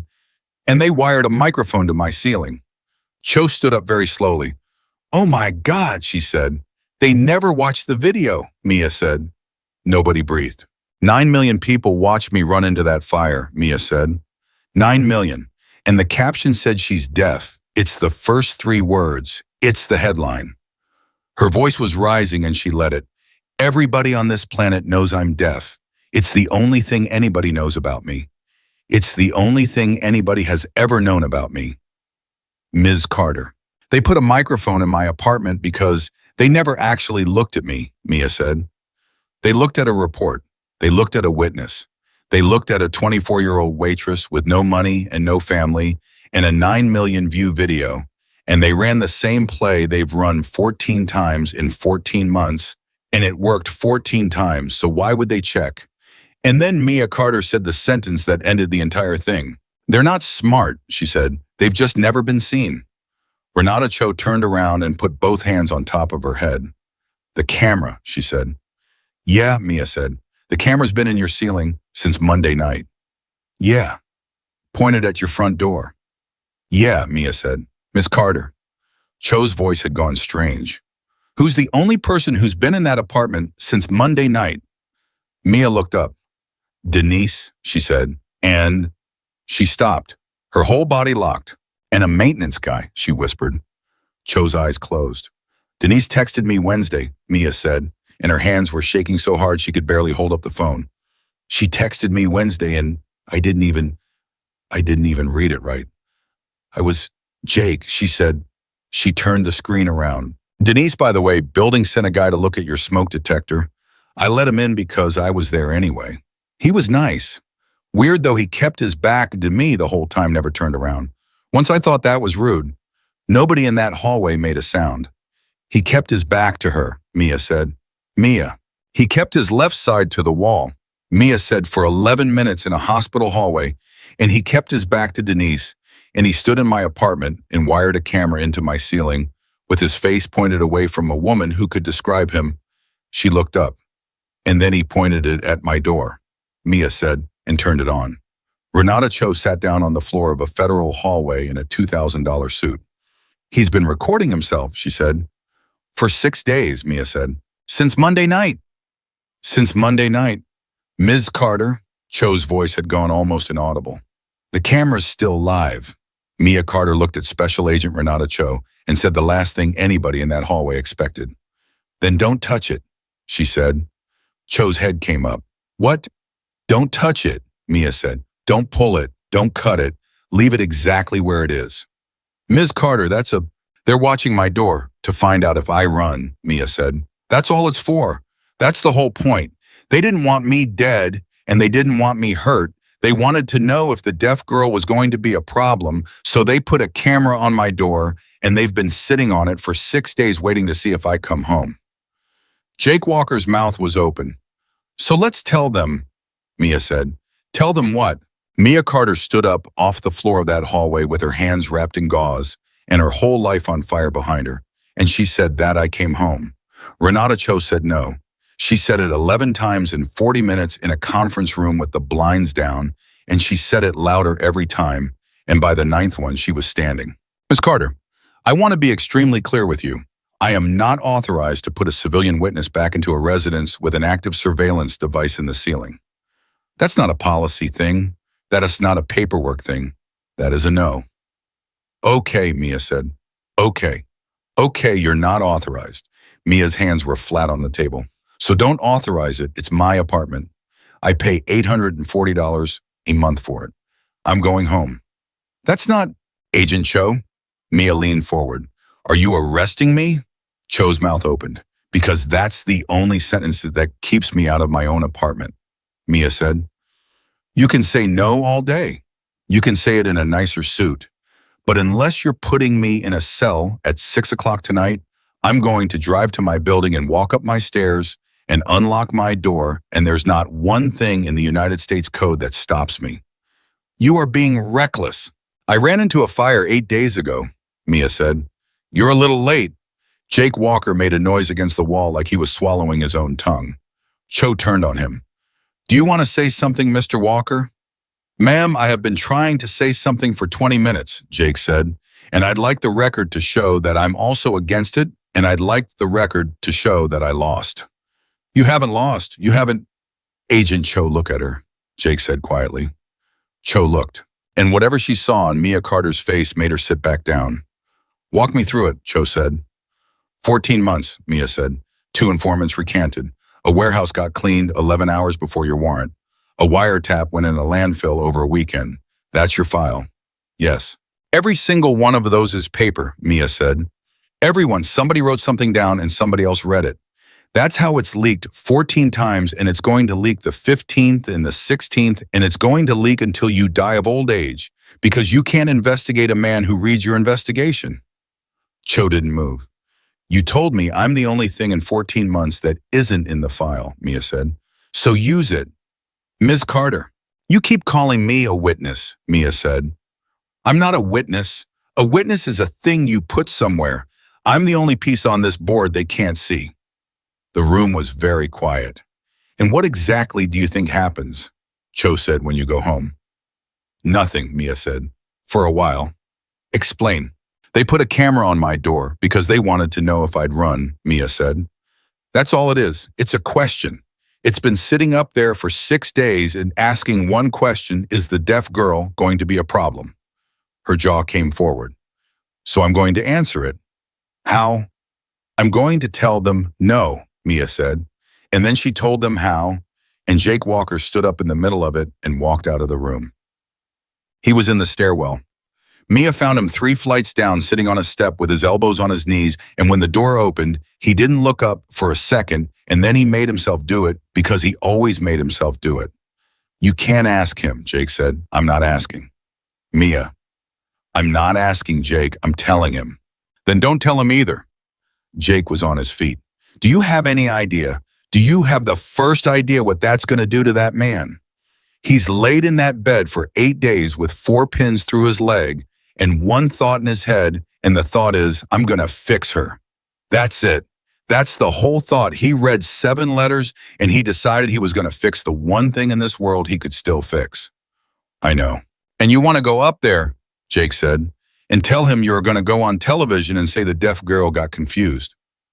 Yes. He begged you to do that. I know.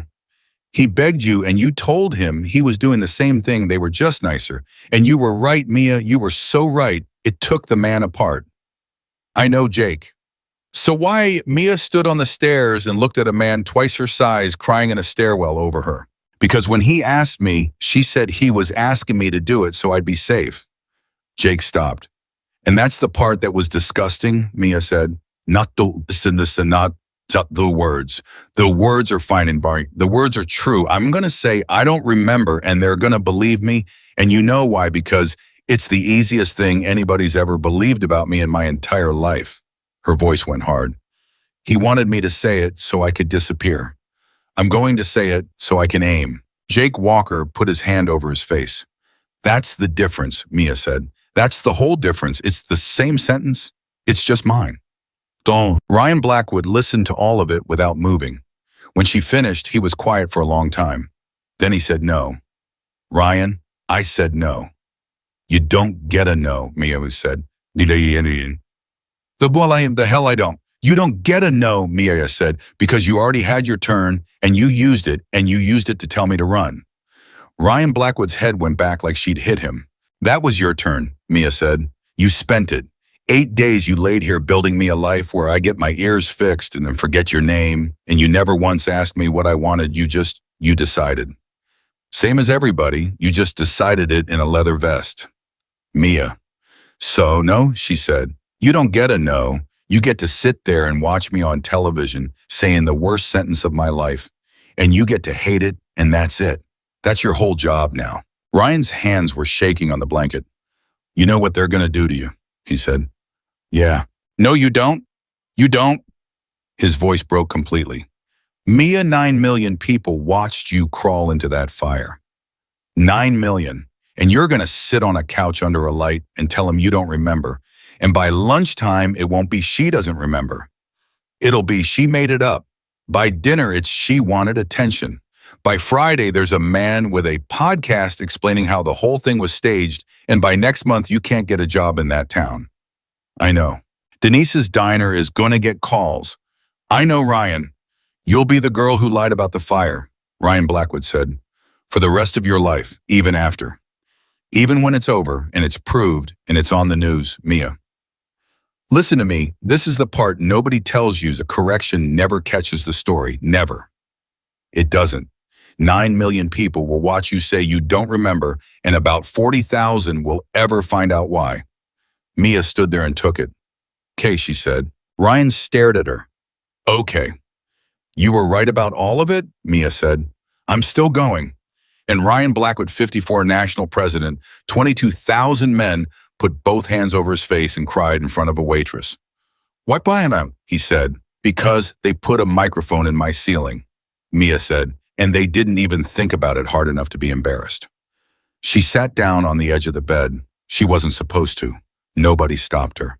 Ryan, they've done this 14 times, she said. 14. And they got away with it 14 times, and they're going to do it again. And the next one won't be a fuel truck. It'll be a kid at a tire shop, and the next one after that'll be somebody's brother with a torn rotator cuff. Her voice caught. Tommy Reese sits on a porch all night facing a road because a pill came into this state on a truck. He said 4 words to me, ma'am, I'm Tommy, and then he sat down and he hasn't moved. Ryan's eyes came up over his hands. He's out there right now, Mia said. Yeah. So I'm going to go on TV and say I got confused, Mia said. And every single person in this country is going to believe me instantly, and I'm going to let them because that's the only weapon anybody ever gave me. Ryan Blackwood took his hands down. He looked at her for a long, long time. There's something you need to know, he said, before you do this. What, Ada? When you say it, Ryan said, some of my guys are going to believe it. Mia went still. Not Jake, not Tommy, but there's men in this club who've never met you, who only know you from a video. And when you get on television and say, I don't remember, some of them are going to say she took a check. His jaw worked. And I can't stop that. I can't. There's 22,000 of us, and I can't put my hand over every mouth. I don't care. You will, Ryan said. 6 months from now, you'll be in a parking lot and somebody in a patch is going to look at you funny and you'll care so bad you can't breathe. Mia thought about it. Then that's the price, she said. Ryan Blackwood reached over and took her bandaged hand carefully at the wrist where it didn't hurt. Mia, he said, look at me. She looked. If they touch you, Ryan Blackwood said, there's not a thing on this earth Jake Walker or a federal agent or 4 pins in my leg can do to stop what happens next. Do you understand me? Nothing. I'll burn everything I ever built. 31 years. I'll hand it to a prosecutor with a bow on it. Ryan. So don't get touched, he said. Done. Telling Denise was worse than all of it. Mia had made the decision in the truck, no phone, no text. She wasn't going to do it through a screen. So she sat in a booth at 4 p.m. in the back of a diner she'd worked at for 2 years, and she watched Denise Alvarez's face while she said it, and it was the single hardest 90 seconds of her life. A camera, Denise said. Yeah. Denise's hand went to her mouth. Mia, I let him in. I know. I let him in. Denise's face was coming apart. He had a clipboard. He said the building sent him. He said smoke detector. He had a clipboard. Mia. Denise. I stood there, Denise shouted, and the 2 guys at the counter turned around. I stood in your kitchen and I watched him do it. I made him coffee. I asked him about the Broncos. Denise, look at me. I made him coffee. Denise. Mia grabbed both her hands and it hurt, and she didn't care. She'd stopped caring about that days ago. Look at me. Did he turn around? Denise blinked through it. What? When you asked him about the Broncos, did he turn around? No. Denise wiped her face. No, that's what I said that to the agent. I said it was rude. He kept his back to me the whole. Then you did nothing wrong, Mia said. He turned his back on you because you were the only person in that room who could describe him. Denise sat there breathing. That's not a comfort, she said. No, Maya agreed. It's not. And then Mia told her the rest, and Denise Alvarez listened to all of it, and at the end, she was very still. and she said one thing, don't do it. Denise, don't you dare go on that show and say you don't remember. Denise's voice was shaking. Mia, I have watched you get talked down to for 2 years. 2 years. I have watched grown men lean over that counter and go, soup, do you want the soup like you're a dog? I've watched you get called sweetie by a 20-year-old. She was crying openly now. And you never, not once, not one time did you ever let anybody see it land. And now you want to go on television and hand it to 9 million people for free. Yes, Mia said. Why, Bo? Because I've been paying for it my whole life, Mia said. And this is the first time it's ever been worth something. Denise Alvarez put her head down on the table. I'm going to lose you, she said. No, I am. You do this and they take you somewhere. And I don't get a phone number, and I don't get an address, and I don't get anything. Denise, I water your plants, Mia. That's what I do. That's my whole. I water your stupid plants because you're at work 60 hours a week and nobody else in this entire world would notice if they died. Mia Carter sat in a diner booth and looked at the only person who had ever noticed anything about her for free. Then keep watering them, she said. The interview aired on a Thursday morning at 8:14 a.m. Eastern. She wore a gray sweater. They offered her makeup, and she said no. And then the producer's face did something, and she said fine a little, and they covered the burn on her eyebrow with something the color of putty, and she hated it. They gave her an interpreter she didn't need and put her in a chair. And a very kind man with very white teeth leaned toward her and said slowly at a volume that would have carried across a parking lot, Mia, can you hear me okay? And Mia Carter, who had a plan and a reason, and a federal agent in a van 11 blocks away, and a man in a hospital bed watching on a screen with his hand over his mouth, felt the whole thing go through her like a spike. I can see you, she said. I'm sorry. I can see you, Mia said. I read faces. If you look at me, we're fine. Of course, of course. He turned to camera 2 and said something she didn't catch, and everybody laughed. Then he turned back and asked her about the fire, and she told the truth. All of it. The letter in the Honda, the punch through the floorboard, the tree line, the man in the windbreaker with his hand on her arm. The bar, the curb, 6 inches left. The kind man's eyes filled up, and Mia watched him do it and understood with a clarity that made her ill that he was doing it on purpose, that he had done it 1,000 times, that this was his bar and curb. And then he said, Mia, the police have said there may have been another vehicle at the scene, a blue car. Do you remember anything about what these? And Mia Carter looked into a camera lens and thought about a microphone in the ceiling of a deaf girl's apartment and said no. The studio went quiet. I don't remember anything after the tree line, Mia said. I had a concussion. They told me at the hospital I might have gaps, and I've got gaps. She made her face do the thing. It was the easiest thing she had ever done. I'm sorry, I wish I could help. I've been trying to remember for 2 weeks and it's not there. The kind man reached over and patted her hand. He patted her burned hand. That's okay, he said slow and loud. That is okay, sweetheart. Nobody expects you to. Thank you, Mia said, and she smiled at him. Blam. It took 40 minutes. By 9 a.m., the clip had 400,000 views.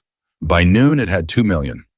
The caption on the biggest one said, Deaf Hero admits she doesn't remember anything, and the quotation marks were the part that Jake Walker put his fist through a door about. By Thursday night, a man with a podcast had a 40-minute video called The Fire Girl What They're Not Telling You. And by Friday, the diner had 11 phone calls, and Denise Alvarez took every single one of them and said the same 6 words and hung up. By Saturday, Mia Carter was the girl who lied about the fire. She sat in her apartment and watched it happen with her own eyes on her own laptop under her own ceiling with a camera pointed at her own door. She'd been home 3 days. She did dishes. She watered the plants Denise had watered. She went down to the mailbox at the same time every afternoon and came back up. She looked exactly like a girl who had gotten confused and gone home and given up, and she did it for 72 hours, and Tommy Reese sat in a car across the street the entire time and never once came in. And on the 4th night at 7:52 p.m., the light came on. Mia was standing at the sink, The ceiling light, the little white one over the door, the one the landlord wired in 3 years ago because she couldn't hear a knock, the one that had never worked once, not one time, the one she'd complained about 11 times and stopped complaining about. It came on. Mia Carter stood at her own sink with a plate in her hands and watched the first working doorbell of her entire life turn on above her front door. She didn't move for 4 seconds because it was so beautiful and so obscene that her body couldn't decide what to do with it. 3 years, 11 complaints, a landlord who said, "I'll get to it on," and the man who came into her home to make sure she could be erased had fixed it in 9 minutes because he needed the wire. He fixed my doorbell. She put the plate down. She dried her hands slowly on a towel because her hands were shaking, and a woman who'd gotten confused and given up wouldn't be shaking. And she walked to the door and opened it. He was standing on her landing with a clipboard. 6 foot, white, 40s, dark hair short on the sides, gray coveralls with no company name on them, and a badge on a retractable clip at his left hip turned around backwards, and his left shoulder was toward the wall. Mia's heart tried to leave through her throat. "Ms. Carter," he said, slow, loud, bent at the waist 3 inches too close in the voice. "Yes," Moa said. "Building maintenance." He pointed at the ceiling and then at himself and then at the ceiling again, which is a thing people do, which is a thing people had been doing to her for 18 years. "Smoke detector. Do you understand?" "Yes," Mia said. "You had a friend let me in last week." He mimed a coffee cup. "Nice lady, Denise." "Denise," he beamed. That's right, sweetheart. Good." And Mia Carter stood in her doorway and thought, he doesn't know. He didn't know. He was standing 3 feet from her with his clipboard and his voice and his backwards badge, and he had come himself. And there was only one reason on God's earth a man like that comes himself. Because he'd watched her on television. Because he'd watched a deaf girl say, "I don't remember," to 9 million people, and he'd leaned back in a chair somewhere, and he'd been right. He'd been right the whole time. He'd been right for 14 months and 2 informants in a warehouse and a wiretap and a man in a trunk, and now he was cleaning up. He came to take his camera back. Mia stepped aside. "Come in," she said, up on my end. He worked for 6 minutes. He put a small step stool down under the light. He put the clipboard on her counter. He took a pair of blue nitrile gloves out of his pocket and put them on, and Mia watched him do it and had to hold the edge of her own table. He never turned around. Not once. 6 minutes. He kept his back to her the entire time, the way he'd kept it to Denise, the way he'd kept his left side to a hospital wall for 11 straight minutes. And Mia Carter stood in her kitchen and understood that she was watching the single most disciplined thing she had ever seen a human being do. He'd been doing it for 18 months. He'd been doing it so long he didn't know he was doing it. And then he did the thing that ended his life. He turned his head, just his head over his shoulder an inch, and said without thinking, the way anybody says it, the way everybody says it, "Sorry you got a bag or something for the old one." And Mia said, "What?" And he turned around. He turned all the way around. "Because you have to." Because after 18 years, she knew exactly what a person does when the deaf girl says what. Because there is only one thing on this earth a person does. They turn their whole body and they lean in and they say it again with their face. He turned around. And Mia Carter at 8 o'clock on a Sunday night in her own kitchen, standing under a camera he had wired into her ceiling with his own hands and pointed at her own door, looked at the left side of a man's neck. It was a small tattoo, dark, old, 25, 30 years old, gone soft and green at the edges, the way ink does. It was a death's head. It was a club death's head.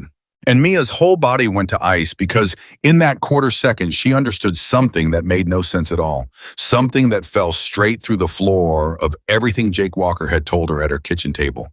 And her face must have done something because his face did something back.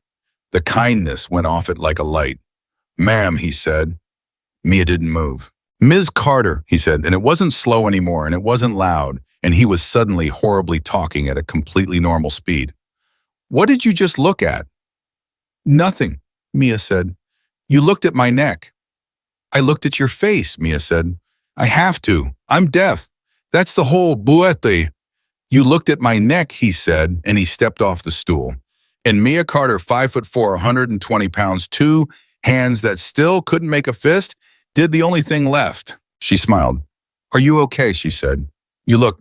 And she said it slow. She said it slow and a little loud, and she leaned in 3 inches too close, and she put her hand out toward his arm, the way you do with somebody who might not understand. And she did. The exact voice, the one that had been done at her 10,000 times in 18 years, the one she could have done in her sleep. Do you need me to repeat that? And the man in her kitchen understood. Mia watched it land. She watched it go all the way in. She watched a man realize in real time that he had spent 18 months being invisible to everyone in the state of Colorado and had just been seen completely by the one person he'd never bothered to look at. His hand went behind his back, and the door came off the hinges. They did not find a gun on him. That was the part that made Renata Cho sit down on Mia's kitchen floor for the second time in 8 days. No gun, a phone, a pair of gloves, a clipboard with nothing on it, and a small camera in a plastic bag that he had removed from the ceiling 40 seconds too late. He wasn't going to hurt you, Cho said. I know. He was reaching for his phone, Ms. Carter.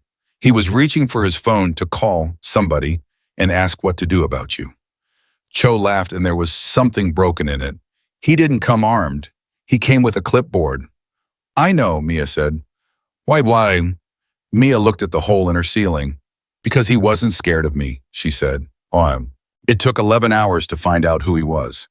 11, that's what made Jake Walker start throwing chairs at 4 a.m. A man in federal custody with his prints on file. And it took 11 hours, and Cho came out of her room at 6 a.m. with her tie undone and her face the color of ash, and said the sentence that took the top off the world. His prints came back to a dead man. Mia stood up. Say that again, Jake said. They came back to a fatality, Cho said. Colorado, 1999. Single vehicle, no recovery, closed 27 years ago. She was holding a piece of paper and her hand was shaking. And there's a flag on the file. There's been a flag on that file since 1999, and the flag says any inquiry gets routed to a supervisor, and Mr. Walker, for 11 hours, my own inquiry, has been sitting in a queue waiting on a supervisor. Jake Walker went absolutely white. That's the leak, Mia said. That's not a leak, Cho said. That's a door. That's a door somebody left in the system in 1999 and nobody ever closed, and he has been walking through it for 27 years. Every time we ran a plate, every time we filed a warrant, every time anybody in this building typed his prints, it went to a supervisor, and the supervisor was him. Who is he? Jake said. And Cho said, that's the thing. I've got the file open in front of me and I can read every word of it, and I still don't know who he is because there are 2 names on it and I can't tell you which one is real. Mia's blood stopped. Show Ryan, she said. Miss Carter. He's got a club tattoo on his neck, Mia said, and her voice went up and she let it. It's 30 years old, Agent Cho. It's not a copy. It's not a fake. I have been staring at leather vests for 2 weeks and that ink is older than I am. Show Ryan. They put it in front of him at 9 a.m. One photograph, booking photo, front-facing, full light, and the left side of a man's neck. Ryan Blackwood looked at it for a long, long time, and then he did something Mia Carter had never seen a human being do. He stopped. Everything stopped. His hands, his face, his breathing, the whole man just went out like somebody had pulled a plug, and for 11 seconds, Ryan Blackwood did not move a single muscle in his body. Ryan, Jake said. Nothing. Rye. Nothing. And then Ryan Blackwood said in a voice that Mia read off his lips and could barely believe belonged to him. I carried him. The room went silent. Ryan, Jake said. Ryan what? I carried him, Jacob. Ryan's eyes came up and they were somewhere else entirely. October, 99. Out of a church in Golden with 5 other guys, and it was raining and the box was... Jacob, the box was light. I remember thinking it was light, and I remember being ashamed of myself for noticing. Jake Walker's mouth was open. Who? Mia said. Ryan. Who? Wade Coleman, Ryan Blackwood said. Jake sat down. He didn't fall. He sat deliberately like a man who had decided to get lower before something knocked him there. Ryan, that's not...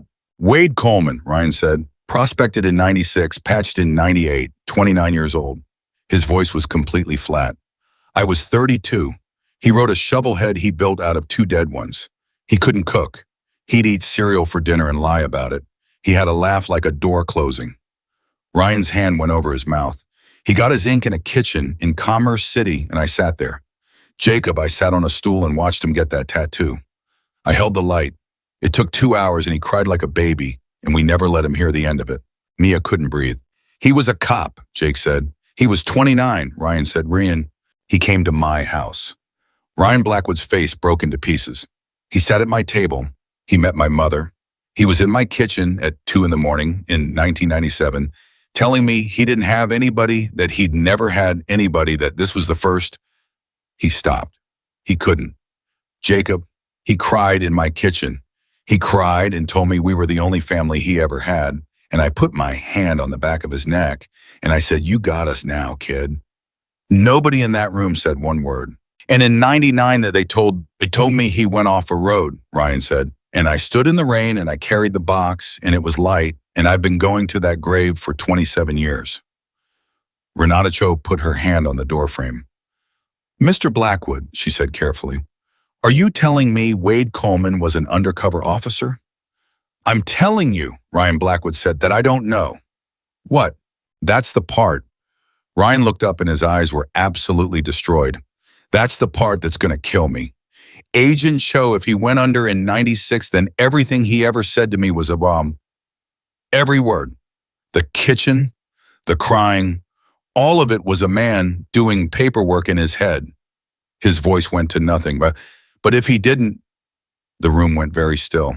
"If he didn't," Ryan said, "then he was ours. He was ours, and he was 29, and he loved us, and somebody got to him, and they took him, and they gave him a funeral so we'd stop looking." Mia Carter's legs went.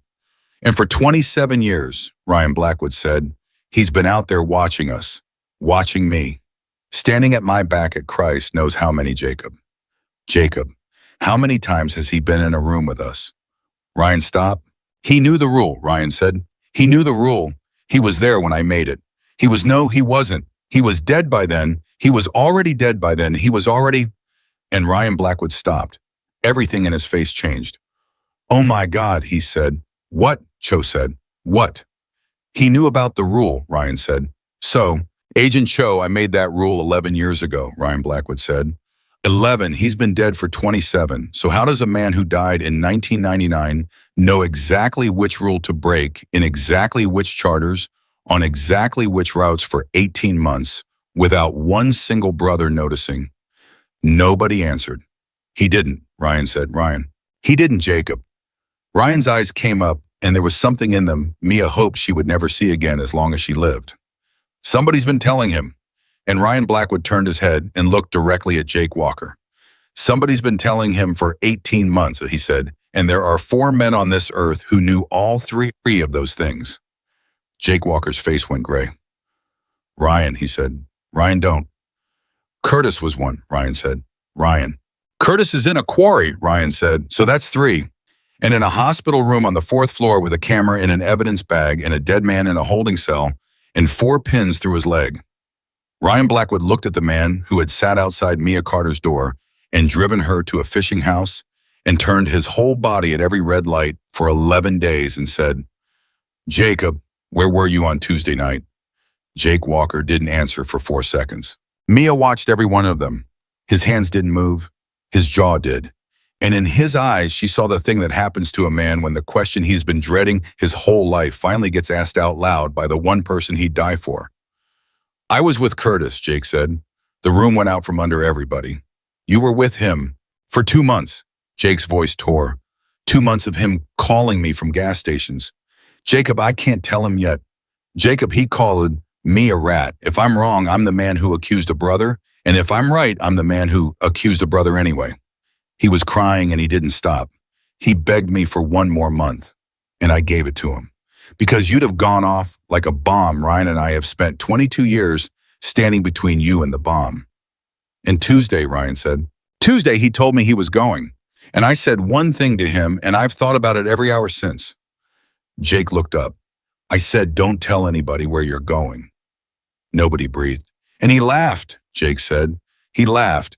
And he said, 'Jacob, I already did. Don't worry, he's been carrying this longer than I have. And Mia Carter by the door said, Tommy. Jake's head came around so fast his neck cracked. 4 words, Mia said.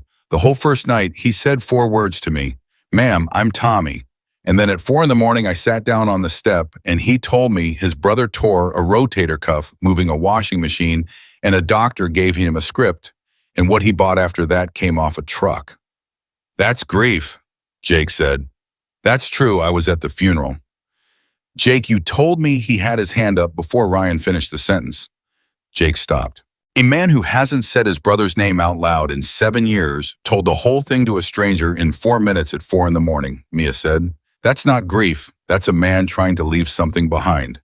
And from the bed, Ryan Blackwood said the quietest thing in the room, and it went through all of them like a blade. He sat outside her door 11 nights and nothing happened. His eyes closed. That's not a man watching a target, Jacob. That's a man finding out whether he's still a person. They picked Tommy Reese up at 2:40 that afternoon. He didn't run. He was in the same chair facing the same road. And when the cars came up the drive, he stood and put his hands out in front of him and waited. And one of the agents said later that the strangest part was that the man looked relieved. He wouldn't talk to Cho. He wouldn't talk to a lawyer. He sat for 6 hours and said nothing, and at 9 that night, Renata Cho came out and said the things she clearly hated saying. He'll talk to you. Tommy Reese didn't look up when Mia came in. Tommy, I can't hear you. If you're talking into that table, I'm getting nothing. His shoulders started to shake. I know. Then look at me. I can't. His head came up anyway, and his face was so destroyed she flinched. Ma'am, I haven't been able to look at you since you got out of that truck. How long? Mia said. 6 years. He stared at the ceiling. He came to me at the funeral, standing in the back of a church in Aurora. Big guy, gray coveralls. I'd never seen him before in my life. And he put his hand on my arm and he said, I know who sold it to him. Mia closed her eyes. 6 years he fed me names, one at a time. And every time he gave me one, he asked for something small back. Which charters run to Dead 85? Who's got Pueblo? What did Ryan say at church? Tommy's voice broke apart. It was nothing, ma'am. It was nothing. And then one day it wasn't, and by then he'd been holding my hand for 4 years. Tommy. Every name he gave me was a man he was cutting out. He put both hands over his face. I thought I was hunting the guy who killed my brother. I was doing his hiring. The room was silent a long time. He told me I killed Danny, Tommy said. Told me the truck that carried my brother's pill ran a route I gave him. And I said, that's not true. And he said, check the date. Was it? Tommy took his hands down. Danny died in March, he said. I gave him that route in November, 8 months after. Mia went rigid. I figured it out 4 years later in a parking lot with a piece of paper, Tommy said. 4 years. He lied to me about a date, ma'am, and I never checked. Because when a man tells you you killed your own brother, you don't check. You just start paying. And Tuesday he called and told me where Curtis would be, and he said, Thomas, this one's on you. What did you say? I said no. Tommy looked at the table. First time in 6 years.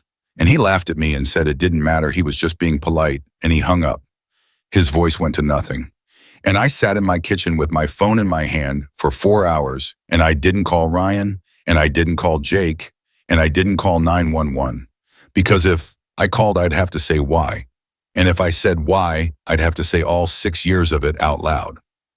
So you sat there. So I sat there, Tommy Reese said. And then I turned on the news at 11 o'clock, and there was a video of a girl running into a fire. Mia stopped breathing. 24 years old, 120 pounds, 9 million people screaming at her to stop. He looked her full in the face for the first time. And she went anyway. For a stranger, for nothing. Tommy.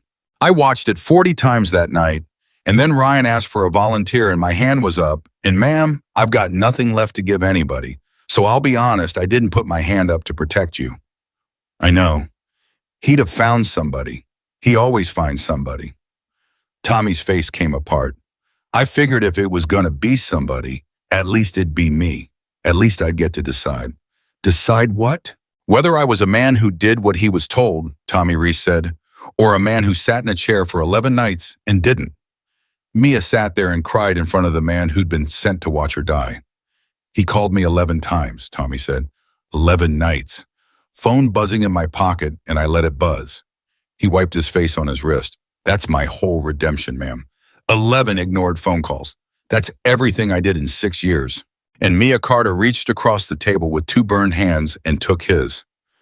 You put your hand up before the sentence was done. He said, Tommy broke. So did I, Mia said. His name had never been Wade Coleman. He'd been born Arthur Wade Colson in Pueblo in 1970, and he'd been a sworn officer for 11 months before somebody put him under. The undercover was real, Cho said, and she looked like she hadn't slept in a week. That's the part I can't get past, Ms. Carter. It was authorized, legitimate. He went in 96 with a handler and a code name, and in 99 the op got burned, and they pulled him out the only way they knew how. Fake fatality, sealed file, flag on the prints, new identity in 90 days. Her voice went flat. It was standard. It was policy. They did everything right. And then his handler died at his desk in 2001. 44 years old, heart attack. The task force dissolved in 2003. The paperwork went into a warehouse in Maryland. For how long, Mia said. 27 years, Renata Cho said. He was a dead man with a live badge number and a door in the system that routed every inquiry about him to a supervisor who no longer existed. He wasn't bribing anybody. He wasn't blackmailing anybody. He just walked in. We found him inside 6 investigations. He's been logging in since 2004. Nobody noticed. Nobody looked, Cho said, and her voice finally broke. That's the whole thing. 27 years and nobody looked. Mia started to laugh. Ms. Carter. He's me, Mia said. Cho stared at her. He's exactly me. He's a person the system stopped looking at, and he lived inside that gap so long he forgot people could see. She was crying now and laughing at the same time and couldn't stop either one. That's why he put a microphone in my ceiling. He looked at me and he recognized me. He saw a gap. Miss Carter. And he was right, Mia said. That's the worst part of my entire life. He was completely right. Nobody had looked at me in 18 years. She wiped her face. He just met me 11 days too late. Ryan Blackwood asked one question about it. 1. Was the box empty? Cho didn't want to answer. Was the box empty? They put sandbags in it, she said, and Ryan Blackwood closed his eyes. That's why it was light. Ryan. He cried in my kitchen in 97 Jacob. 2 in the morning, told me he'd never had anybody. Ryan's whole body shook, and I put my hand on the back of his neck, on that ink, on the tattoo. I sat on a stool and watched him get, and I said, you got us now, kid. It was a job, Rye. It was... Was it? Ryan roared. Jake stopped. That's all I want to know before I die, Ryan Blackwood said. Was that the job? Or was it the only true thing that man ever said to anybody in his whole life, and they took it off him in 99 and put it in a warehouse in Maryland and forgot where they left him? Nobody answered. Nobody could. Mia Carter testified on the 9th day. The defense attorney was 60 good suit kind face-reading glasses he took off before he spoke. He came to about 8 feet, leaned in slightly, and said slow and warm, and just a little louder than a person needs to be. Ms. Carter, can you hear me okay, sweetheart? The courtroom went dead, and Mia felt 18 years go up her spine like a match. No, she said, I'm sorry. No, I've never heard anything since I was 6 years old. You knew that before you stood up. It's the first line in your file. She turned and looked at the jury, 12 people, one at a time, all the way down. You're not talking to me. You're performing me. Your Honor. You're going to spend the next hour asking if I might be confused. If maybe with the concussion, with the smoke, with how frightening it must have been. Maybe I got it a little wrong. She looked back at him. And you'll do it gently. That's the plan. You won't call me a liar. Nobody would buy it. You'll call me fragile. Everybody's believed that about me since I was 6. His mouth was open. So let's save some time, Mia Carter said, and turned to the jury. I've been read wrong my whole life, every day. Teachers, doctors, bosses, men who lean over a counter and shout soup at me like I'm a dog. 7 insurance companies who wrote me 7 letters that all said the same thing. Her voice shook and she let it. And every single one of them was nice about it. Nobody's ever been cruel to me. They just decided quietly without asking that I didn't catch it. Nobody in that room moved. So I got good at watching. It's not a gift. It's not a superpower. It's what happens to a person when the room won't tell her anything for free. She turned back. Ask me your question. He stood there 3 full seconds, then quietly at a completely normal volume without leaning. Is there any possibility you're mistaken about the vehicle? No, I told a state trooper on a Thursday it was a dark blue four-door with a rusted dent in the driver's side rear quarter panel and a plate ending in 924. 11 days later, they pulled it out of a quarry with a dent in the driver's side rear quarter panel. And the man's tattoo. You saw that from a moving car.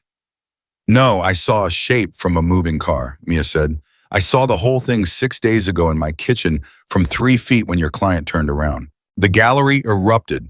The judge hit the gavel 4 times and Mia didn't hear one of them. When it went quiet, the attorney said the last thing he would ever say to her. Ms. Carter, why did he turn around? And Mia Carter looked straight at the man at the defense table, the man who had wired a camera into her ceiling, the man who had fixed her doorbell in 9 minutes after her landlord ignored it for 3 years, the man who had been dead since 1999 and said, because that's what you do when the deaf girl says, but guilty on all counts. Danny Osborne got his job back and a commendation and said he'd take it only if his supervisor's supervisor had to hand it to him. Tommy Reese got 11 years. Cho had offered 5. He stood up in that room and told his own lawyer to stop talking and said, I want the 11. And when Jake asked him why, all he said was, Danny was 26. Like it was math. Mia wrote to him every month. He wrote back every month. The man who hadn't said his brother's name out loud in 7 years never shut up again. Ryan Blackwood walked out of that hospital 11 weeks later on a cane he hated. He never rode again, 31 years, and 4 pins, and the leg would hold a man up, but it would not hold a bike. He said one sentence about it ever to Mia in a kitchen months later when she asked. I'd trade it again in half a second. Don't ever ask me that again. The invitation came in November. A piece of paper in an envelope in the mailbox of the apartment she'd refused to leave because she'd paid $840 a month for 3 years for a doorbell that didn't work. And now it worked and she was going to use it. One line, come to Sparks, bring Denise, R. She felt the ground moving a mile out. 900 motorcycles. She learned the number later. At the time, she only knew that Denise went silent in the passenger seat with both hands over her mouth and that when Mia got out of the car, 900 people in leather were standing in 2 lines from the gate to a platform 400 feet away. Not cheering, not moving, looking directly at her face, not at her hands, not past her. At her face, somebody had walked up and down 900 people and told them. She made it 40 feet before her legs quit, and Denise caught her elbow and said right into her line of sight in a wrecked voice, nope, you ran into a fire. You can walk 400 feet. She walked 400 feet. Ryan Blackwood was at the end of it on the cane, refusing to sit. He turned his whole body toward her. He always did now. He would for the rest of his life. You're still smaller than I thought. I'm still 5'4". Still an insult. Mia laughed and cried at the same time in front of 900 people. Jake told me this was for you, she said. For you coming back. Jake lies. Ryan shifted on the cane. Nothing's been for me in about 11 months. He reached back and Jake put a piece of paper in his hand. $11,200, Ryan said. It's done, scheduled, paid. And it's not a check from a man in a vest that he'd have crucified you. It's a foundation. It's got a board and a tax number and lawyers. Jacob spent 14 months making it so boring that nobody on this earth can ever stand up in a room and say you were bought. Mia put her hands over her face. Look at me, Ryan said. Mia, look at me. She looked. It's not just yours. She stopped breathing. 900 people didn't ride to Sparks for one procedure. It's a fund. It's for people who get told they don't qualify. His voice went, 18 so far, 4 states. First check went out in September. He couldn't finish. Jake stepped in and said it for him, facing her the way he always had. He wants you to name it. He's been sitting on it 4 months. Wouldn't let anybody put a word on the letterhead. Cho asked him twice, and he told her to mind her business. Why, Mia said. And Ryan Blackwood said, because it's not mine to name. Mia looked past him at 900 faces, all of them turned toward her, all of them waiting. She thought about a man in a chair on a porch with a phone buzzing in his pocket for 11 nights. About a kid who tore a shoulder moving a washing machine. About a 29-year-old crying in somebody's kitchen in 1997, saying he'd never had anybody. Danny, she said, Danny Reese, he was 26. And Ryan Blackwood, 54 years old, 31 years, in that patch. A man who had carried a box full of sand through the rain and never once let anyone see his face. Do anything, stood in front of 900 of his own and wept openly. Yeah, he said, that's the name. She cried for 11 minutes. She'd never done that. Not at 6, not at 9, not through 7 letters, not in a hospital bed with her hands burned off her. 24 years without letting one person watch her come apart, and she did it in a field in Nevada in front of 900 strangers. And Denise held her up, and Jake put his back to the crowd and stood there like a wall. 900 people. Every one of them had a phone. Not one came out. That was the part Mia never got over. Not the money, not the fund, the procedure was in March. It didn't give her hearing. It was never going to. That was in paragraph 4 of every letter in the part nobody read before they wrote, "We're sorry." It was her balance. The thing quietly failing in her inner ear that would have put her on a diner floor by 30 and in a chair by 40. It bought her her legs. She asked Ryan once months before why he never tried to make it about her ears. And Ryan Blackwood looked at her with something close to fury and said, "Because there's not one thing wrong with you, Mia. There never was. The only thing that was ever broken in your whole life was everybody else." 9 million people watched her run into that fire, and every caption said the same thing. She didn't know how bad it was. They were wrong. She knew exactly how bad it was. She saw it. A man built a fire across a mountain road because a fire is the loudest thing in the world, and everybody looks at it. He planned around every witness on that highway. He planned around a state trooper, a federal file, a dead man's badge, and 27 years of nobody looking. He never planned around the one person who wasn't going to look at the fire. Mia Carter didn't run into it because she couldn't hear the danger. She ran into it because she was the only one who could see the man.